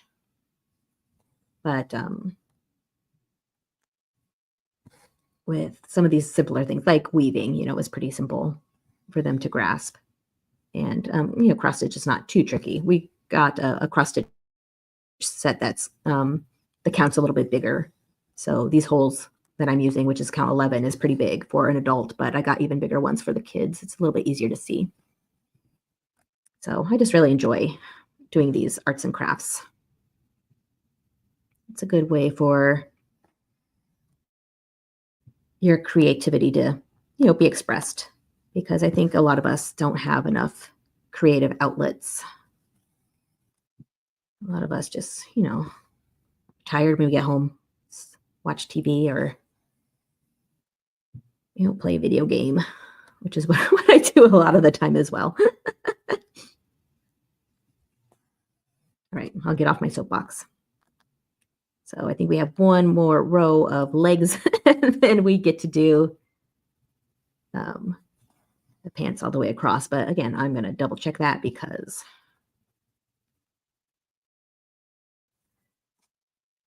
we always have to double check everything when we cross stitch. Okay, let's check. So 1, 2, 3, 4. Yeah, so one more. And then 3 going all the way across. Perfect. All right. Once we're done with the brown, then we're going to move on to, I guess, the green to do his shirt. The color green I have is actually really gross, not the nice military green that I associate with Matt, but that's okay. Or the dark green, it's almost black that the Shan Chan use, but that's okay. It is what it is.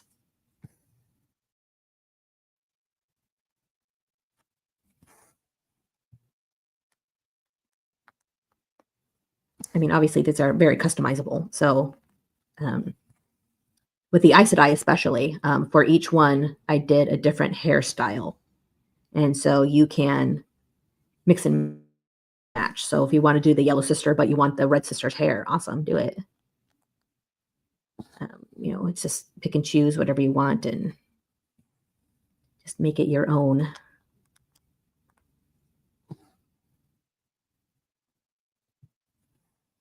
I also did use these designs when I cross-stitched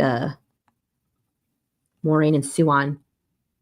I mean, I didn't cross-stitch. I crocheted a corner to corner Maureen and Suan tapestry, which unfortunately, since I made it, I haven't been to JordanCon, which is going to be in the JordanCon charity auction. So once I get there, the year I had it ready to go, we did this where, you know, we're in LA for my spouse's trip, and then we were going to go to JordanCon the next weekend. But while we were here in Los Angeles, we both got COVID.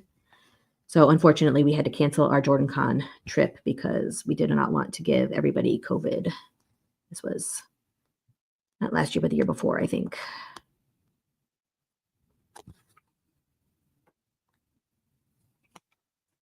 So eventually I will get my Suan and Maureen crochet corner to corner tapestry. But it is these pixel people. You know, when Maureen's got, you know, her cute little, it's not the Kissiera, I think is what it's called. And then Suwan's got her, you know, book inspired Amerlin stole, since, you know, she didn't really wear the one that looks like the Amerlin stole in the TV show. Okay, now go diagonal back. We need to do this 2 more times, and then we're done with his pants.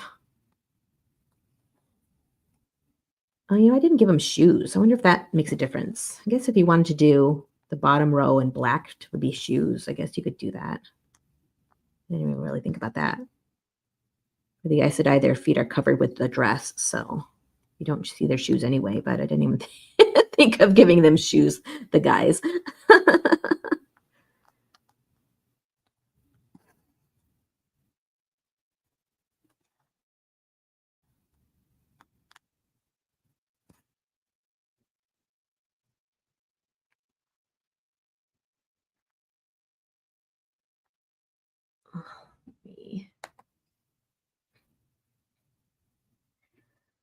Oh, yes, we do have comments. So if you feel like you want to join the conversation, please feel free to comment in it. So Megan says that they're working on crochet project. Yes, crochet includes a mazillion billion times of counting.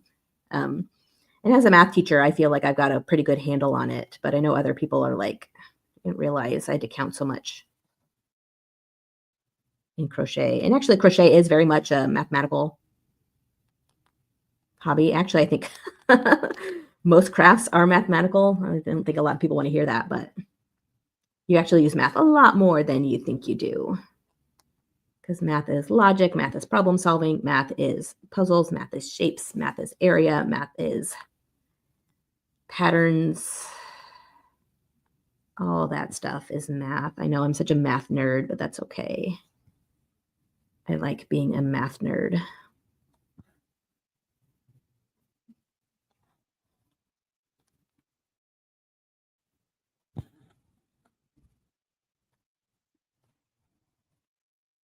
So Megan said that when they started making amigurumi, they frogged everything a million times. Yes. I remember the first time I did a granny square, I messed that up so bad. It was unrecognizable.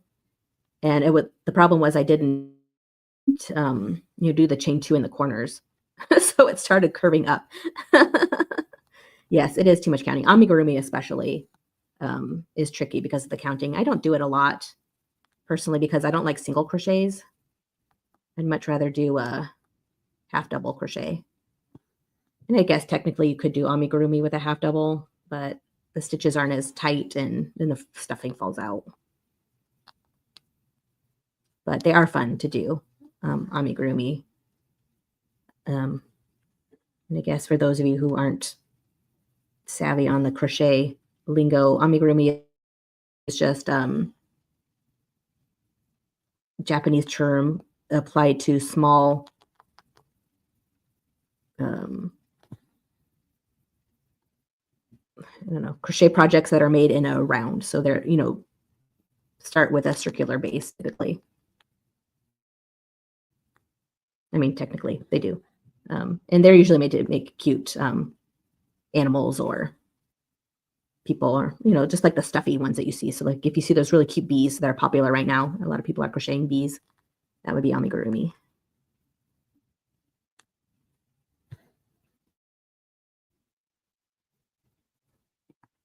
All right, double check. I think I need one more row of his pants and then we can move on to his shirt and we are getting to the finish line. He's looking pretty good. I think I'm kind of pleased with how he looks so far. All right, 1, 2, 3. Yes, I got 2. So one more. And good thing I did switch to my brown because I'm almost all out of this one now too.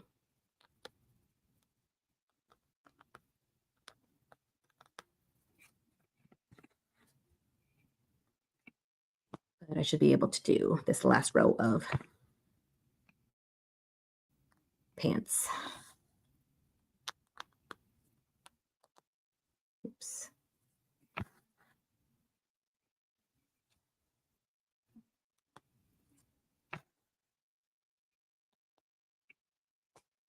And so since this is so customizable, you could do an eye patch. Sorry, spoiler warning. If you wanted to do an eye patch over one of Matt's eyes, that's definitely something you could do. For the one with Rand, you could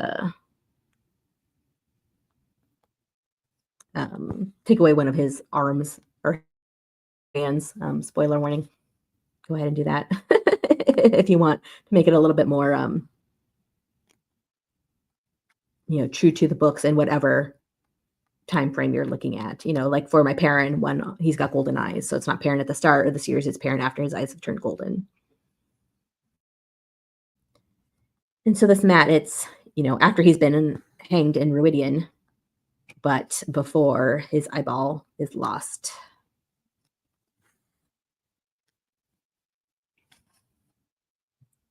Which I really hope they'll get to do in the TV show if it gets renewed for a couple more seasons. Have him go through that twisted door frame one more time. He went to the world of the Eelfin, which is the fox people.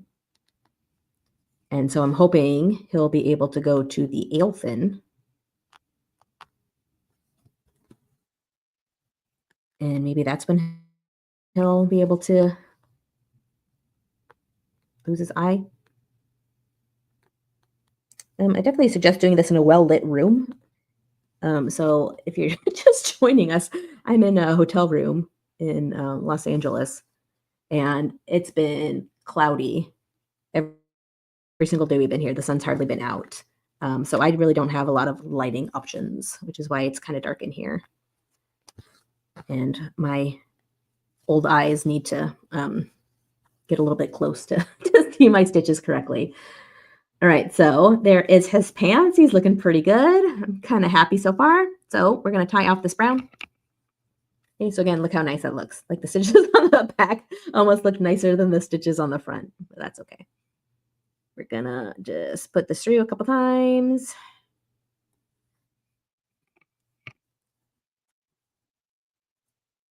It doesn't matter about all these other stitches. Once we put them in a frame or wherever we're gonna put them, it'll not look so bad.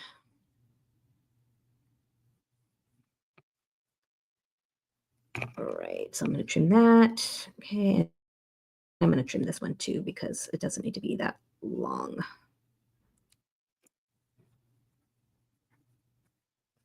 Oh, that one got pulled out. That's okay. Okay, again, I'm not gonna worry about it. So it doesn't need to be perfect. Okay, he's looking pretty good. So I'm gonna grab my green. I got two different greens, but I think this one's gonna be the best. Maybe a blue would work too if you want to do a blue. All right, so I'm gonna grab my green. Just a little bit. His shirt's not gonna be, oh look, this is already cut. Perfect. Okay, his shirt's not gonna be very big or very many stitches. So I'm going to 1, 2, 3, 1, 2, 3, and then just slightly pull.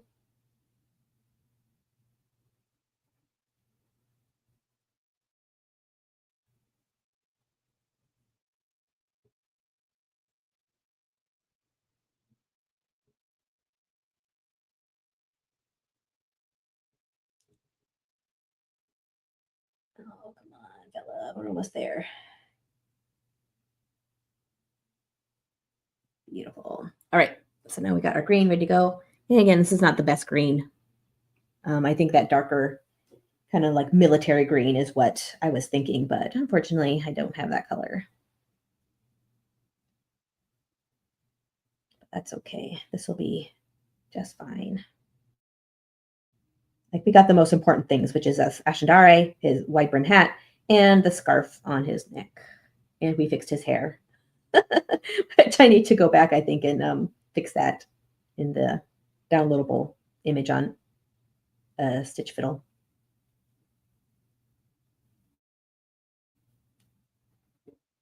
All right, so it doesn't really matter if we start at the top or the bottom for the shirt. So I think I'll just start at the bottom. And then we'll just jump across his scarf.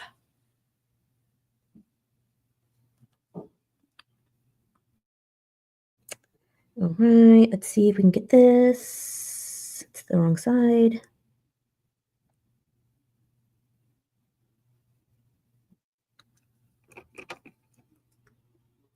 Oops, I was gonna end it.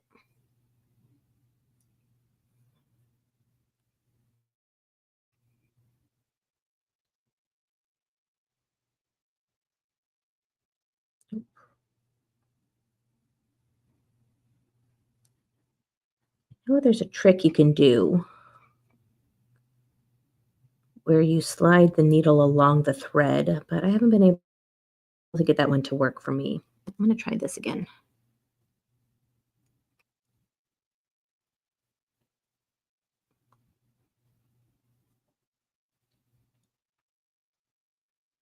Let's put it through that instead.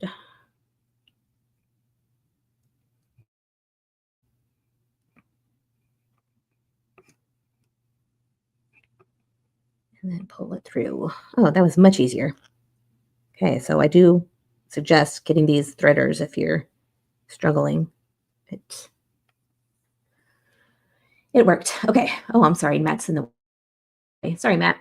Go away. All right. So for his shirt, we're going to start at the base of the pants and go up to the top of the scarf. Okay. So it's just kind of a block that covers this area right here. And then it's got a tiny little bit that goes out for his sleeves over here.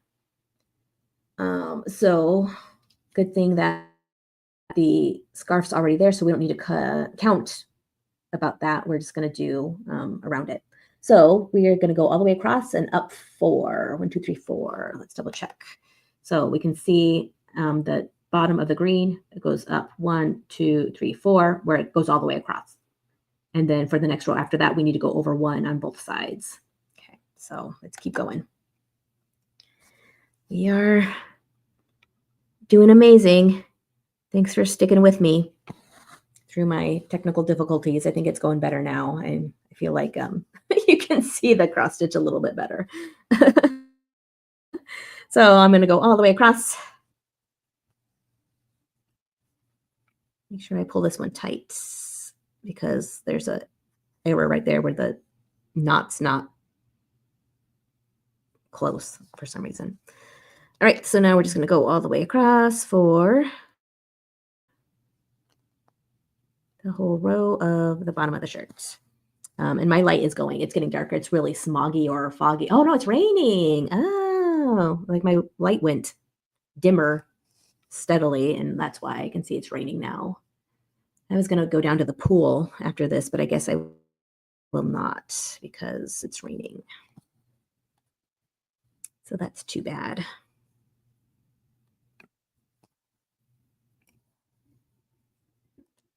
This looks like more like a lizard green than a military green. It looks like a frog green. This would be a great thing to do for a frog. Oh my gosh, you know what would be really cute is to add a badger to this. Oh my gosh, I wonder if I could do that. I wonder how hard it is to cross stitch a badger.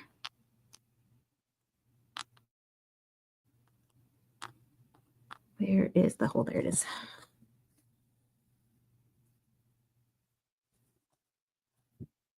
And then after we finish the shirt, we just need to do the peach of his face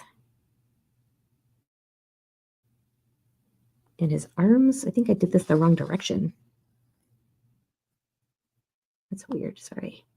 Again, it doesn't matter. It's just easier going up through the top and down through the brown, I suppose.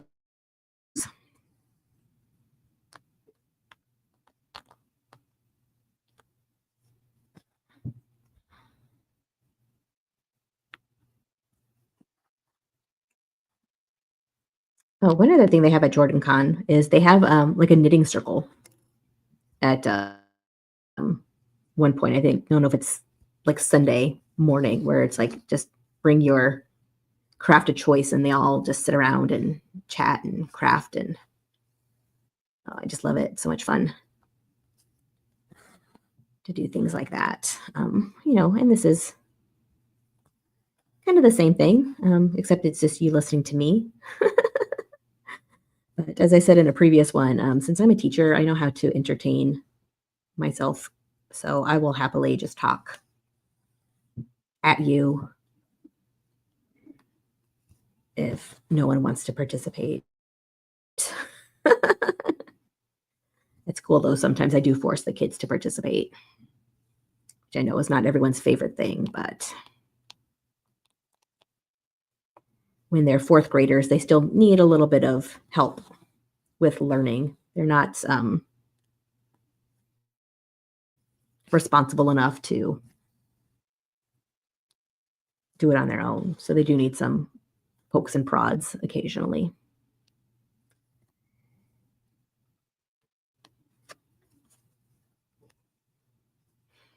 Now that I'm looking at this, it looks more like a Shrek. Shrek green. Oh, well, sorry, Matt. I gave you an ugly color shirt. I apologize. Maybe we'll add some lace at the cuffs. Got some white. We can do some 3D embroidery onto it. Maybe that'll make him happy.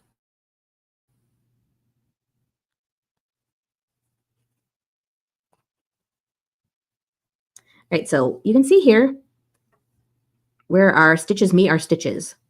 Like we've got 2 going in and 2 coming out, in both directions. So it's like I have this one going that way, this one going that way, this one going that way. So there's 4 different threads coming through it. So that's why it's a little bit trickier to get into these stitches right here, because it's just really thick. Like there's just a lot going on right there. But just persevere. Again, it doesn't need to be perfect. You can see lots of places where my stitches are not the cleanest or the neatest. That's okay.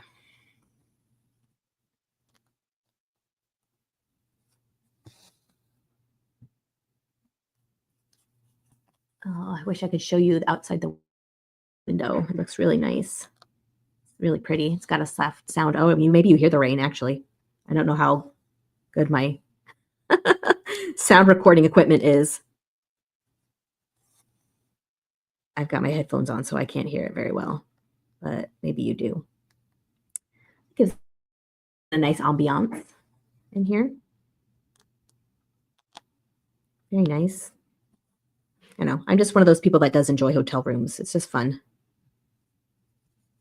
Even though I've heard that this, not our room specifically, but this hotel is haunted. So that's a little bit creepy. I'm not a big fan of ghosts.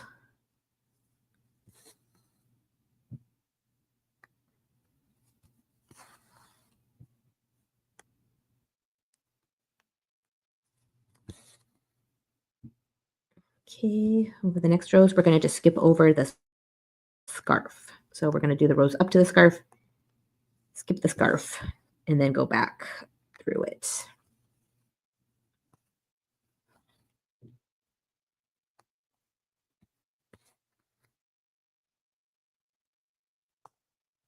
And if you keep doing this, build up your cross stitch skills, you get really good at figuring out where that hole is from the back without looking. I think it's just, again, that spatial awareness, just understanding exactly where it is in relation to everything else. Just like anything else, it's a skill you can learn and get better at if you practice.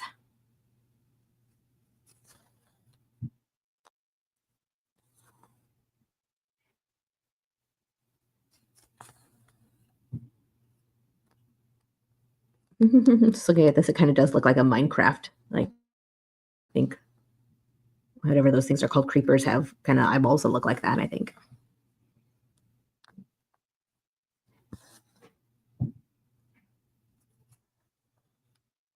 All right, so now we're going to go diagonal to the left. Come on, fella. There you are. Okay, so we're going to do these 3.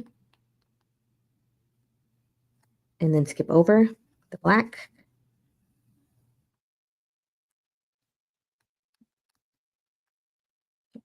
One more, there we go.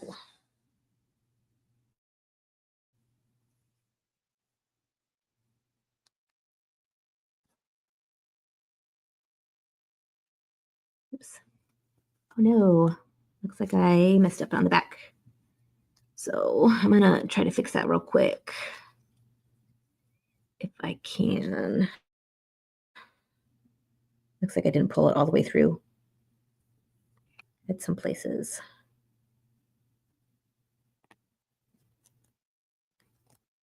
And if I can't fix it, that's okay.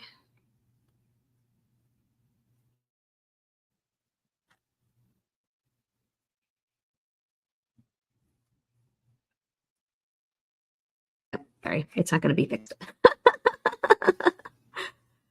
So what I'm going to do is I'm just going to trim those, and I will use Fray Check at the end of this. So I will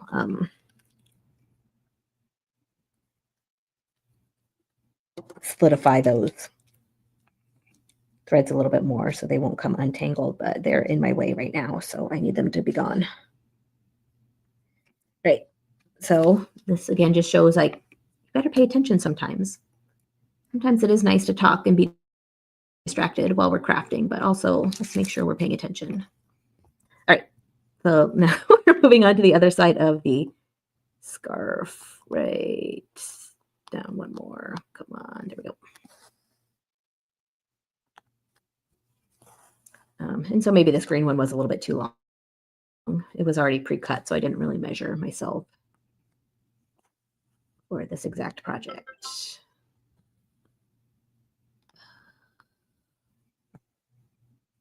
All right, and then we got one more row at this number of blocks. And then we need to go out a little bit more to the left and right to get his sleeves.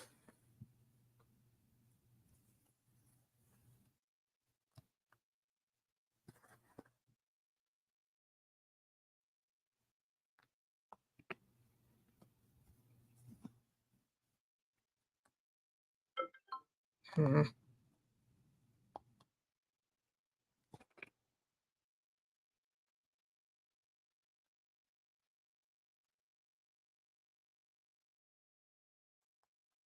All right, let's pull up our chart just one more time and verify. I'm pretty sure we said it was 4 rows at this length, but I'm going to double check.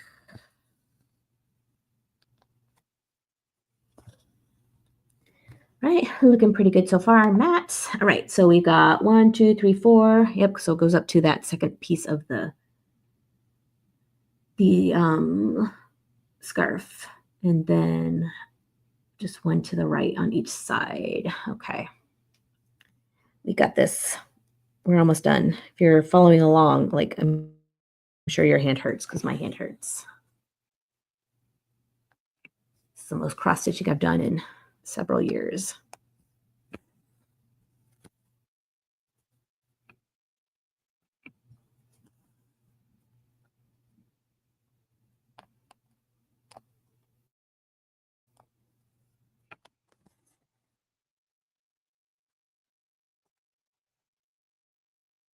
It looks like the rain is stopping, so that's good.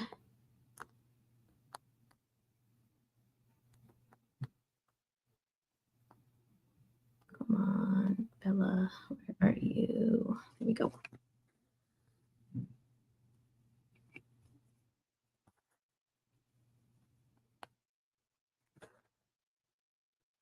So my favorite scene in the TV show this season was Nynaeve breaking her block.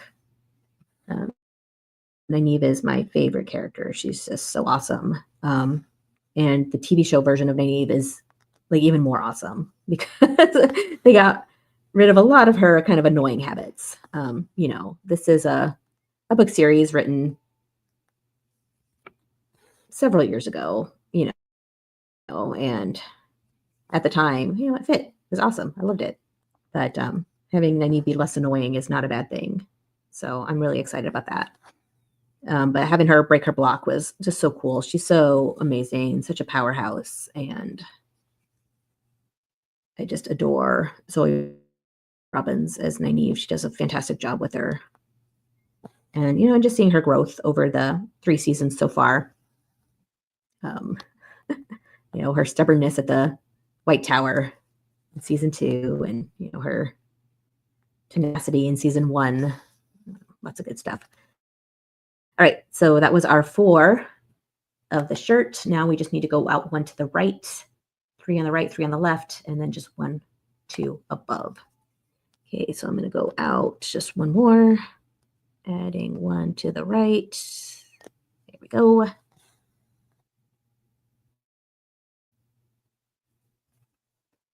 Honestly, this is taking a longer than I thought it would.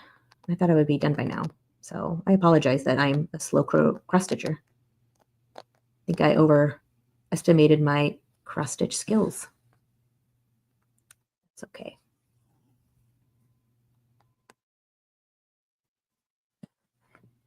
Okay, we're going to skip over the scarf. And then do 3 on the other side.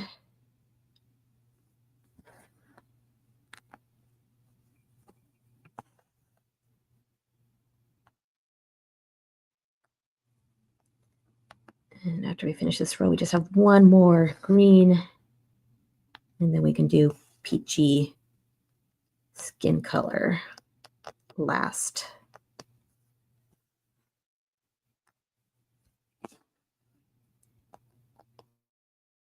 All right, now go back the other direction. Oops, okay, let me switch over to comments.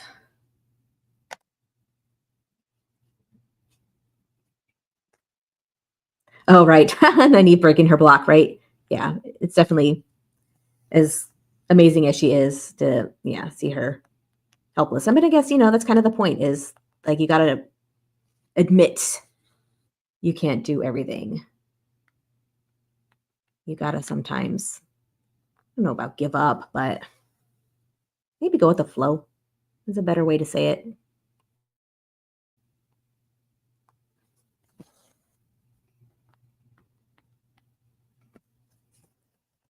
All right, just one more row. It looks like I got some brown mixed in there, but I don't care. See, it's not that I don't care. Sorry, that's not the right word. It's just that sometimes the creative process gets confuzzled a little bit, and some of the brown came up, and that's okay. All right, so we got one more row of green. Let's go back to our beautiful mat diagram. Okay, so we just go up one, and then it's just 2 to the scarf. Okay, so just like 4 more green stitches, and then we're done. And then we should take a stretch break and stretch out our hands. When I did the Wolves kit with the kiddos, oops, I pulled it out. When I did the Woobles kit with the kiddos last year, we started each morning with doing some stretches. That's good for crochet. And I probably should have started. What the hell? I mean, what the heck? I'm sorry. Go here, please.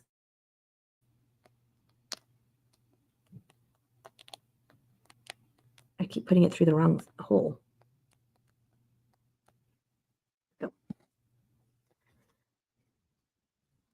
So this happens with the yarn getting tangled because it's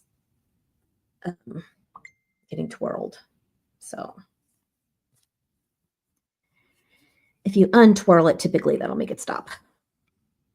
Okay, 1, 2 on this side, and then we're going to go do the 2 on the other side. And then we can cut off the green.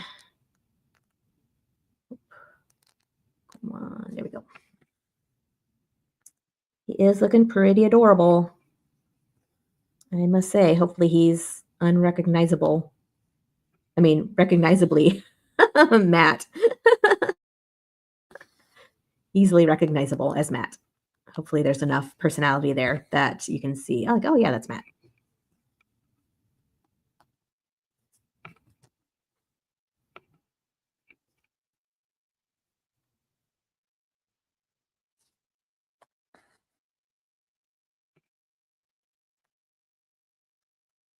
Okie dokie, that's our final green stitch. Phew. Yeah, looking pretty good. Okay, let's weave in our greens in this massive mess we already have of greens. Kind of funny. It looks awful in the back, but that's okay. The back doesn't matter.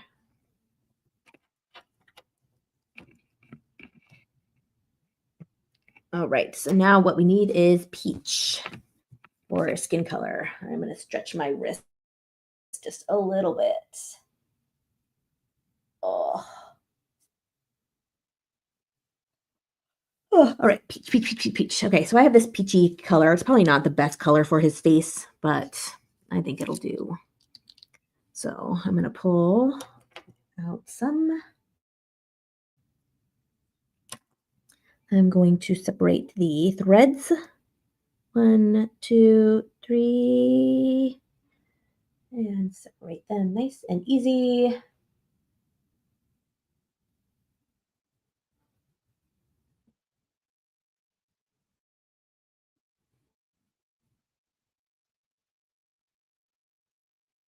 Perfect.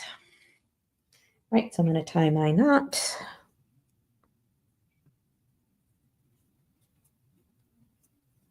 Yeah, one thing that you wouldn't think is such a big deal, but students really struggle with tying knots and tying their shoes. Like, it's really funny to think about. Like, it's just like, how do you not know how to tie your shoe? But it's a skill that the students don't learn.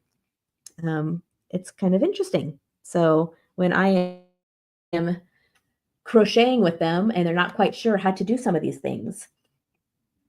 And gotta teach them how to tie a knot. All right, so I'm going to try the threader again. I bet there's better quality threaders. I think this one's just not great quality. I think it's a cheap one I got at Walmart. And I bet if I invested in a more expensive one, it would be a little bit better. And look, I still can't do it.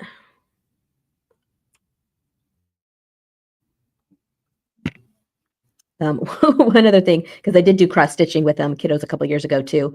And I did just the normal Aida cloth. So I did this count Aida cloth, and they were just like so confused. And they had the hardest time getting their yarn on their hook. And so like every 5 seconds it would fall off their hook, and they would run to me and be like, "Can you rethread this?" And so I rethreaded a million hooks like that day, like just over and over and over. I don't know why this is twisting. There we go. All right. Peach color. We got our knot. We do. Okay. So let's take a look at our drawing or our chart again and see where we want to start. So I'm going to say we start up by the hat and do his head and come down. Ugh. God, gross. Get thread in your mouth. And then we'll do his arms. We'll probably do the right arm and then the left arm. I don't think we'll cross. I don't know. We'll see. We'll see how we feel when we get there. All right. So for his head, so we're just going to do inside his hairline. We're going to go one lower than his hairline, and then we're going to decrease by 1. All right. So it doesn't matter where we're going to start. I'm just going to start in the top right corner. I'm going to start in the top left. Awesome. Do it.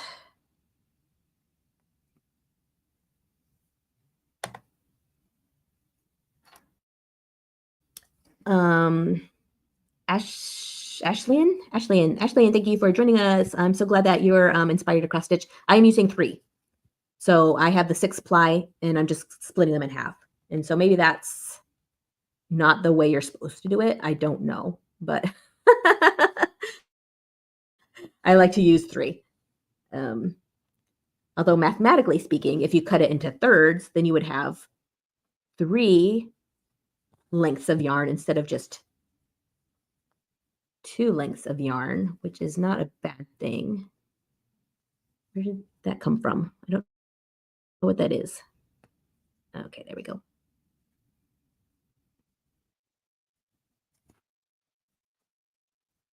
I am 100% admitting I'm not a professional cross stitcher. I think the most complicated cross stitch thing I've ever done, I made a ornament, a Christmas ornament for my nephew when he was born that I got out of a really old magazine. And it said baby's first Christmas. And it had some cross stitch like bells and a candy cane and the date and the kiddo's name and all that stuff. So that was many years ago, many, many years.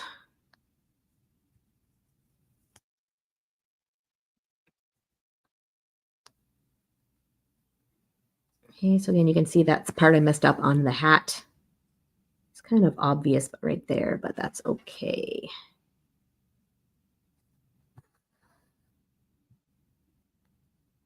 Our pieces don't have to be perfect. And I think that's what stops a lot of people from crafting is that this idea of, oh my gosh, it's not going to look exactly how I want it to, or it's not going to be exactly the same as the picture. And you know, that's okay. It doesn't have to be.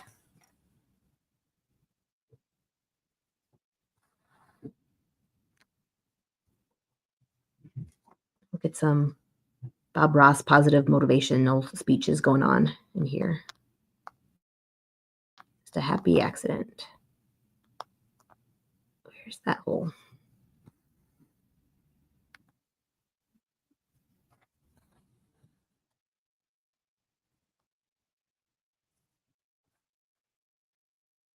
So I think when you're Thinking of these colors, there might be a method to which ones you want on top. Looks like, I don't know why that's there. Like, for example, if you put the eyes on top, the eyes would pop a little bit more instead of putting the skin color on top. So the eyes are going to be, not beneath, not like sunken, but, there is a little bit of a difference between the eyes being done over the pink or the eyes being done under the pink, I think.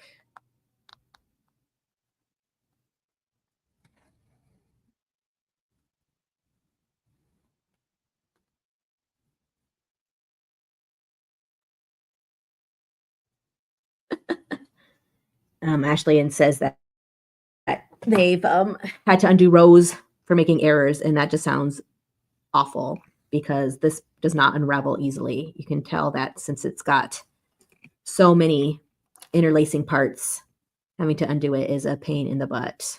So yeah, so minor ones definitely, I would not recommend doing it. But yeah, definitely for major ones, there's nothing wrong with going back and fixing a mistake, I think. As a math teacher, obviously, I endorse going back and fixing mistakes. But at the same time, I don't want us to stress and not complete our artwork because it'll never be perfect. So there's a fine balance there.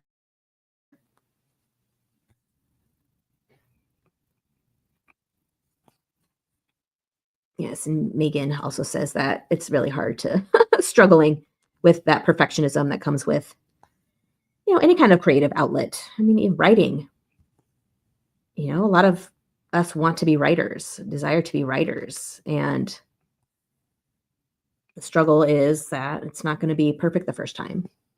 It takes, like, even Brandon Sanderson, writes several copies or several versions of a book before it gets published. And he's a freaking master. So if Brandon Sanderson has to write 3 versions of a novel for it to be correct, then I think us having to write 6 versions of a novel before it's ready is not that unheard of. And also sometimes just that joy of seeing a finished project, like even if it's not perfect. Oh my goodness. So I don't know if you're an anime fan, but one of my favorite movies of all time is called Whisper of the Heart. And it's a Miyazaki film, Studio Ghibli. And in it, a girl, a junior high girl,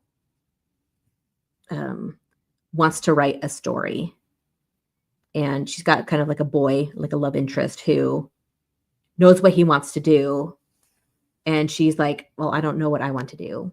And so while he's learning how to be a maker of violins, like she challenges herself to write a novel. And so it's just her, like, just writing. And, and at the end, when she finishes it, it's like so amazing. Just this sense of, you're all done. And, it's like, it's not perfect. And there's parts that don't make sense, but you finished it and you got it. And so now that it's there, you can't edit it. Like you can't edit a book that's not written. And you can't fix a craft that you haven't started. So sorry, again, I'm getting on my soapbox. Oh my goodness. This is 99% of what I say to my kids in class because math, unfortunately, is the same thing. Like for math, you just have to practice in order to get it. If you don't understand it, it means you got to practice more, not less. So I am full of those stories of try again. I like to compare it actually to basketball players, like professional basketball players, because that's something the kids understand. They're little, they're only 9. They don't understand a lot of things, but they understand basketball. I always say, like, the basketball players, like, they're professionals. They do it for a living. Like, that's insane. And they still practice, like, every day, So you have to practice in order to get it right. All right, I'm gonna run out of this creamy color before I get to his hands, I'm thinking. So I'm gonna do as much as I can. And then switch over to my other thread. Come on, there we go. Right, so remember we were going one underneath his eyeballs at the same length, and then once we go down one more from this, we're going to decrease by one on each side. I'm very much a visual learner, so looking at the chart like really helps me. Like if you just said, oh, do 5 cross stitches, I'd be like, what? But if I can see it, that's what works for me.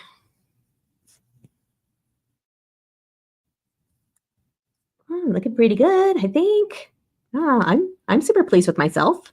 I'm pretty happy. These turned out nice.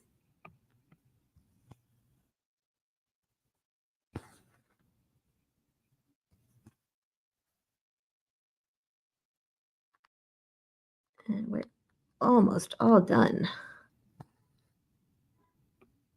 I really think it'd be nice to do, I do have the Aida cloth in my embroidery hoop over there.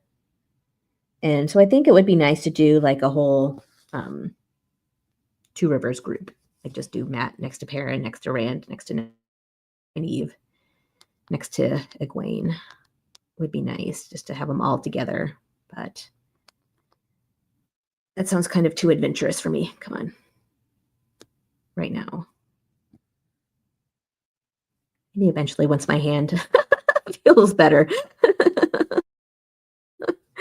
Like staying in this position has made it really sore. It's really funny. I didn't remember that it hurt so bad to cross stitch.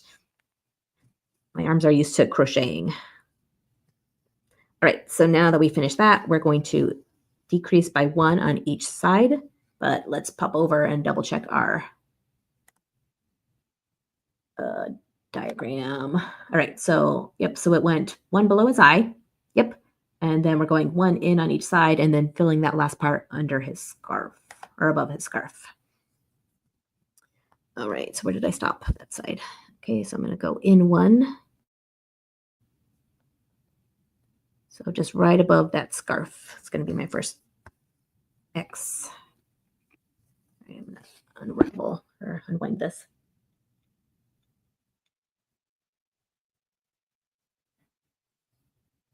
And that makes it a little bit better. All right. And then, this Aida cloth also traveled with me in my suitcase and got a little smushed. So I wonder if that's why some of the threads are getting a little bit frazzled, a little bit frayed.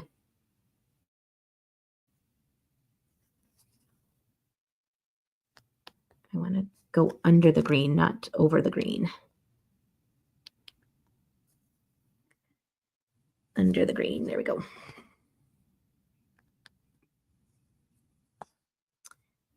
But that's okay.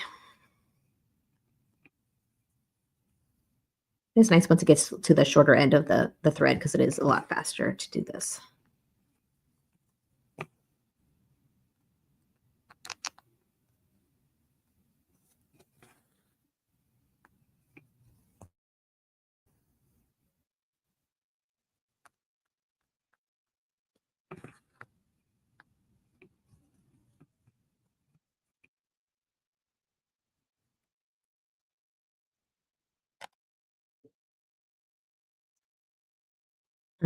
Ashley asked if there's charts for Egwene and Nynaeve. I do not have them specifically. I have several Aes Sedai, nondescript Aes Sedai with different hairstyles, but I do not have ones with a braid.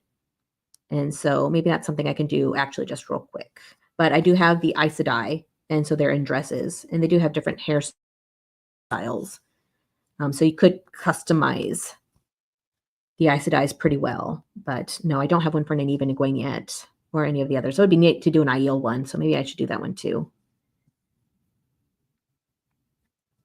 All right, now we're going to do his like chinny chin chin or neck or whatever this is. I guess this scarf should have been up higher, huh? To cover up his neck wounds, but that's okay.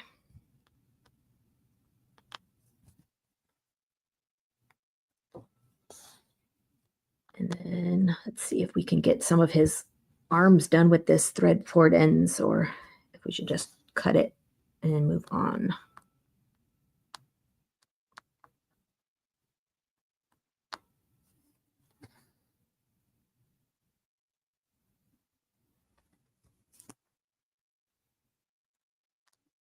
Ashley says that the designs, Ashian, sorry, I was saying that wrong. The designs are cute. Well, thank you. I appreciate that. This actually comes from my sister, and I wrote these patterns together.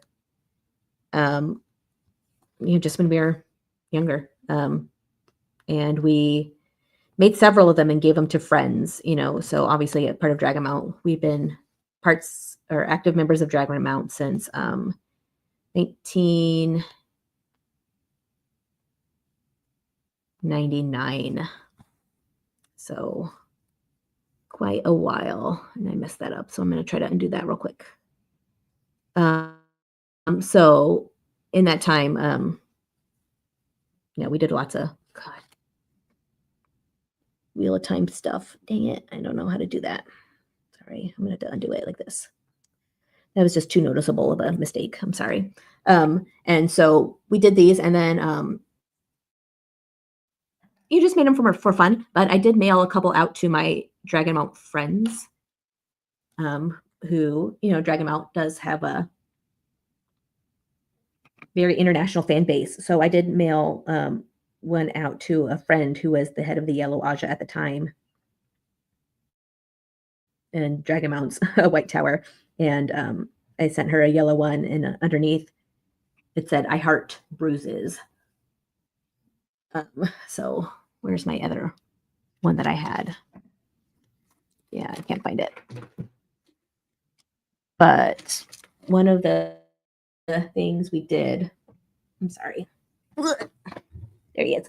So one of the things we did is we included some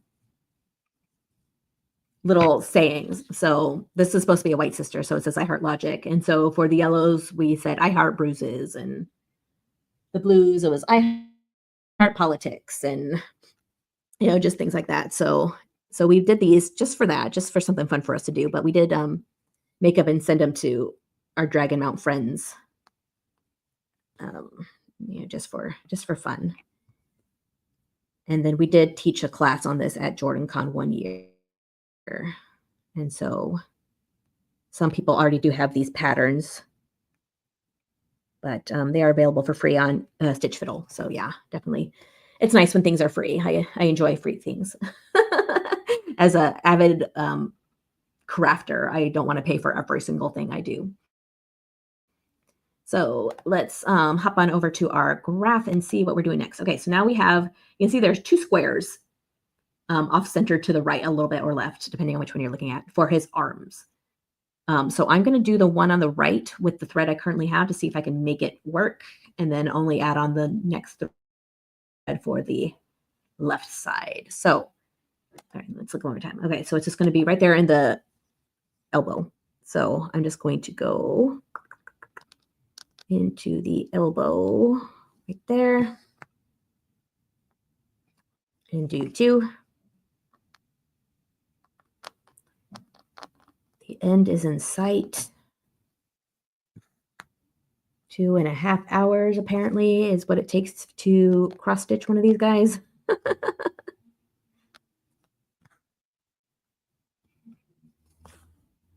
All right, there's part of this arm. Okay, we're going to do the same thing just directly underneath.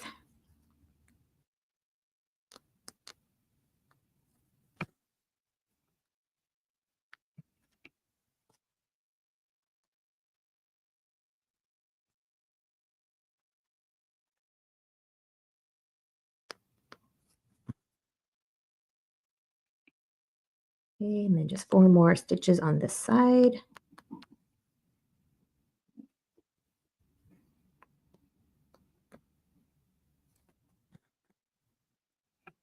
So if we look at the graph one more time, it's going to have a square underneath it, but slightly to the right. So I'm going to just skip one and then go this way. Yeah, and if you look at the designs, they're all the exact same position. There's not a lot of variety in the way they are body positions or their arm positions. You see Aes Sedai is a little bit different because it has them holding a flame in their Aja color. But that's it. Okay, just one more row with this. And then his arm on the other side. And Matt is complete.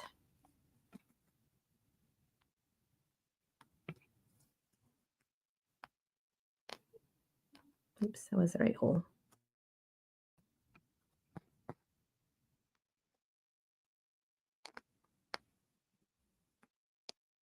There we go. All right, looking pretty good. Let's tie this one off.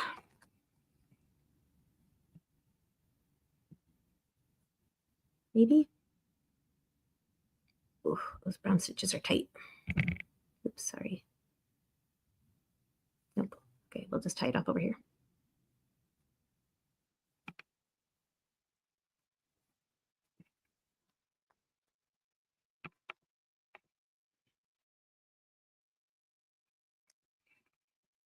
I got really close to the edge of the yarn, so it is a little bit more difficult to work with these last few steps. There we go. Perfect. All right, let's add on that last bit of peach skin color. I'm going to tie it in a knot.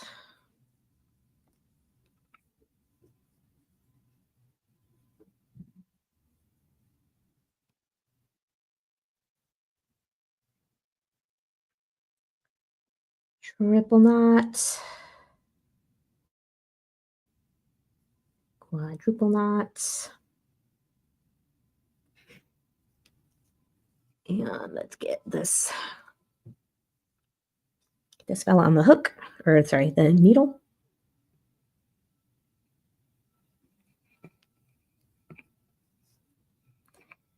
And okay, so now we're just going to do that same exact hand, but on the other side. So it's going to be these four right here, and then these four right there, holding on to the Ashendare. So I think there's some debate whether or not Matt got the Ashendare when he went through the doorframe Terangreal with, Tenchigo. To me, I think he did because it looked like he was hanging from the doorframe with the Ashendare, but it didn't really show it. So I think some people have said that that's not the Ashendare, but there was something he was hanging from. It wasn't just the door frame. It was something stabbed into the door frame. So I think that's what it was. But obviously, no time to get into it this season. It'll have to wait till next season, which hopefully will happen because I really hope they renew for another season.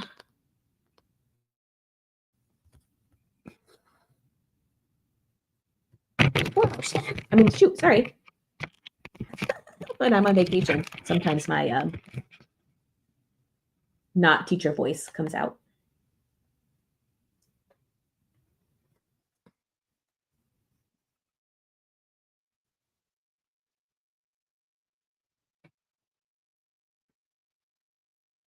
Oh, awesome. So Ashley and Megan agree that, yeah, it looked like it was the Ashendare. So I haven't seen confirmation from anybody in the know. But yeah, it makes sense that was it.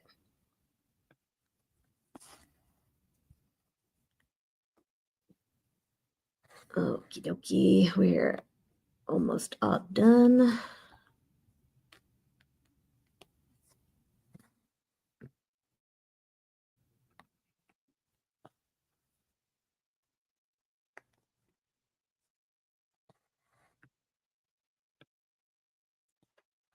Okay, now we're going to go one over to the left. So he's actually holding on to the Ashendare.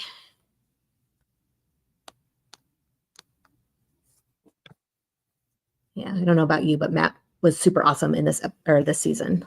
Like, he got really awesome in season 2, but season 3 Matt was by far the best. He was so amazing.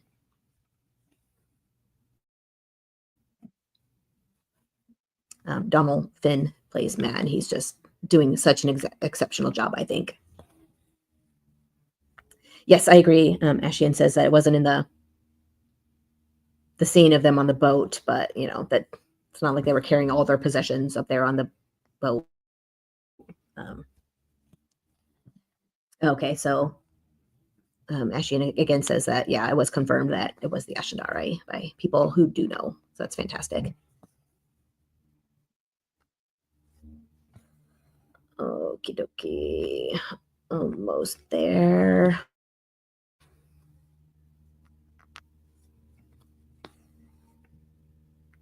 And voila. There we have it, our tiny little matchroom coffin. So I'm going to tie this off and then poke around at it a little bit more.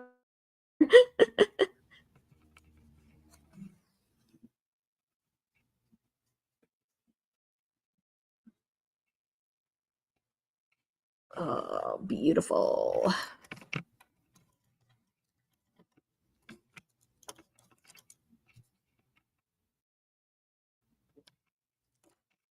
Scooch everything out of the way. All right, there we go. So he is beautiful little matchroom coffin. So once you have it like this, you can trim it if you want. Again, I do recommend using Fray Check, which is a type of adhesive or a sealant. You could put it on the edges, and then so you can see that already it's starting to peel. So if you put the sealant on, it won't peel anymore. And then this would be super, super cute and just one of those tiny little picture frames. Hang it up on your wall behind your computer. So when you have to do a visual meeting on Zoom, you got a tiny little matchroom coffin right behind you. So yeah, I think it looks pretty good. So again, there are a whole bunch more patterns. I have Perrin, Matt, Rand, Lan, and then I did do one of each of the Aja's Aes Sedai with different hairstyles. So of course you can customize it as much as you want. Pick the red sister's hair, but on the blue sister does not really matter. I would like to do more of the Two Rivers girls. And definitely Night Eel would be awesome. Like with a veil up and a veil down would be cool. So that might be coming along soon. But still, I think he turned out pretty great. Hopefully it is recognizable as Matt. And I'm going to talk to Tom, who has Dragonmount Live, and I think he does it every single week. And so I have been in chats with him to see that I can get these as prizes. So if you're interested in winning something, stay tuned for more details on that. Ooh, so thank you so much for joining me on this adventure. I had a rough start, but hopefully it finished okay. If you're following along, make sure you stretch out your hands because, oh my goodness, mine hurt like crazy right now.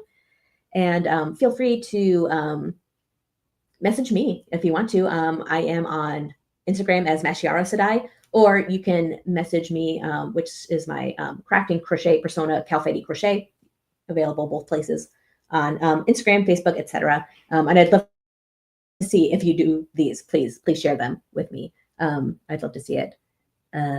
And once again, this is Dragonmount. We have lots of different things for casual fans and for hardcore fans. There's interviews with the TV cast and crew. Those have been amazing so far. Definitely check those out. You can subscribe to our Patreon, which helps support these kinds of live streams and the different content that we like to provide. It is definitely helpful if you are able to do that. But if not, definitely just liking, sharing this with somebody would be a big help. So it does help us with our content creators. I love doing this and I would love to continue doing this. So thank you so much for joining me. I appreciate your comments and your feedback. Super great. Thank you for your encouragement as well. We started off a little bit rough, but yeah, I think he turned out pretty fantastic. So I'm going to sign off. Thank you for spending 2 hours and 40 minutes with me. Go out and have a good rest of the day, and I'll see you guys later. Thank you. Bye.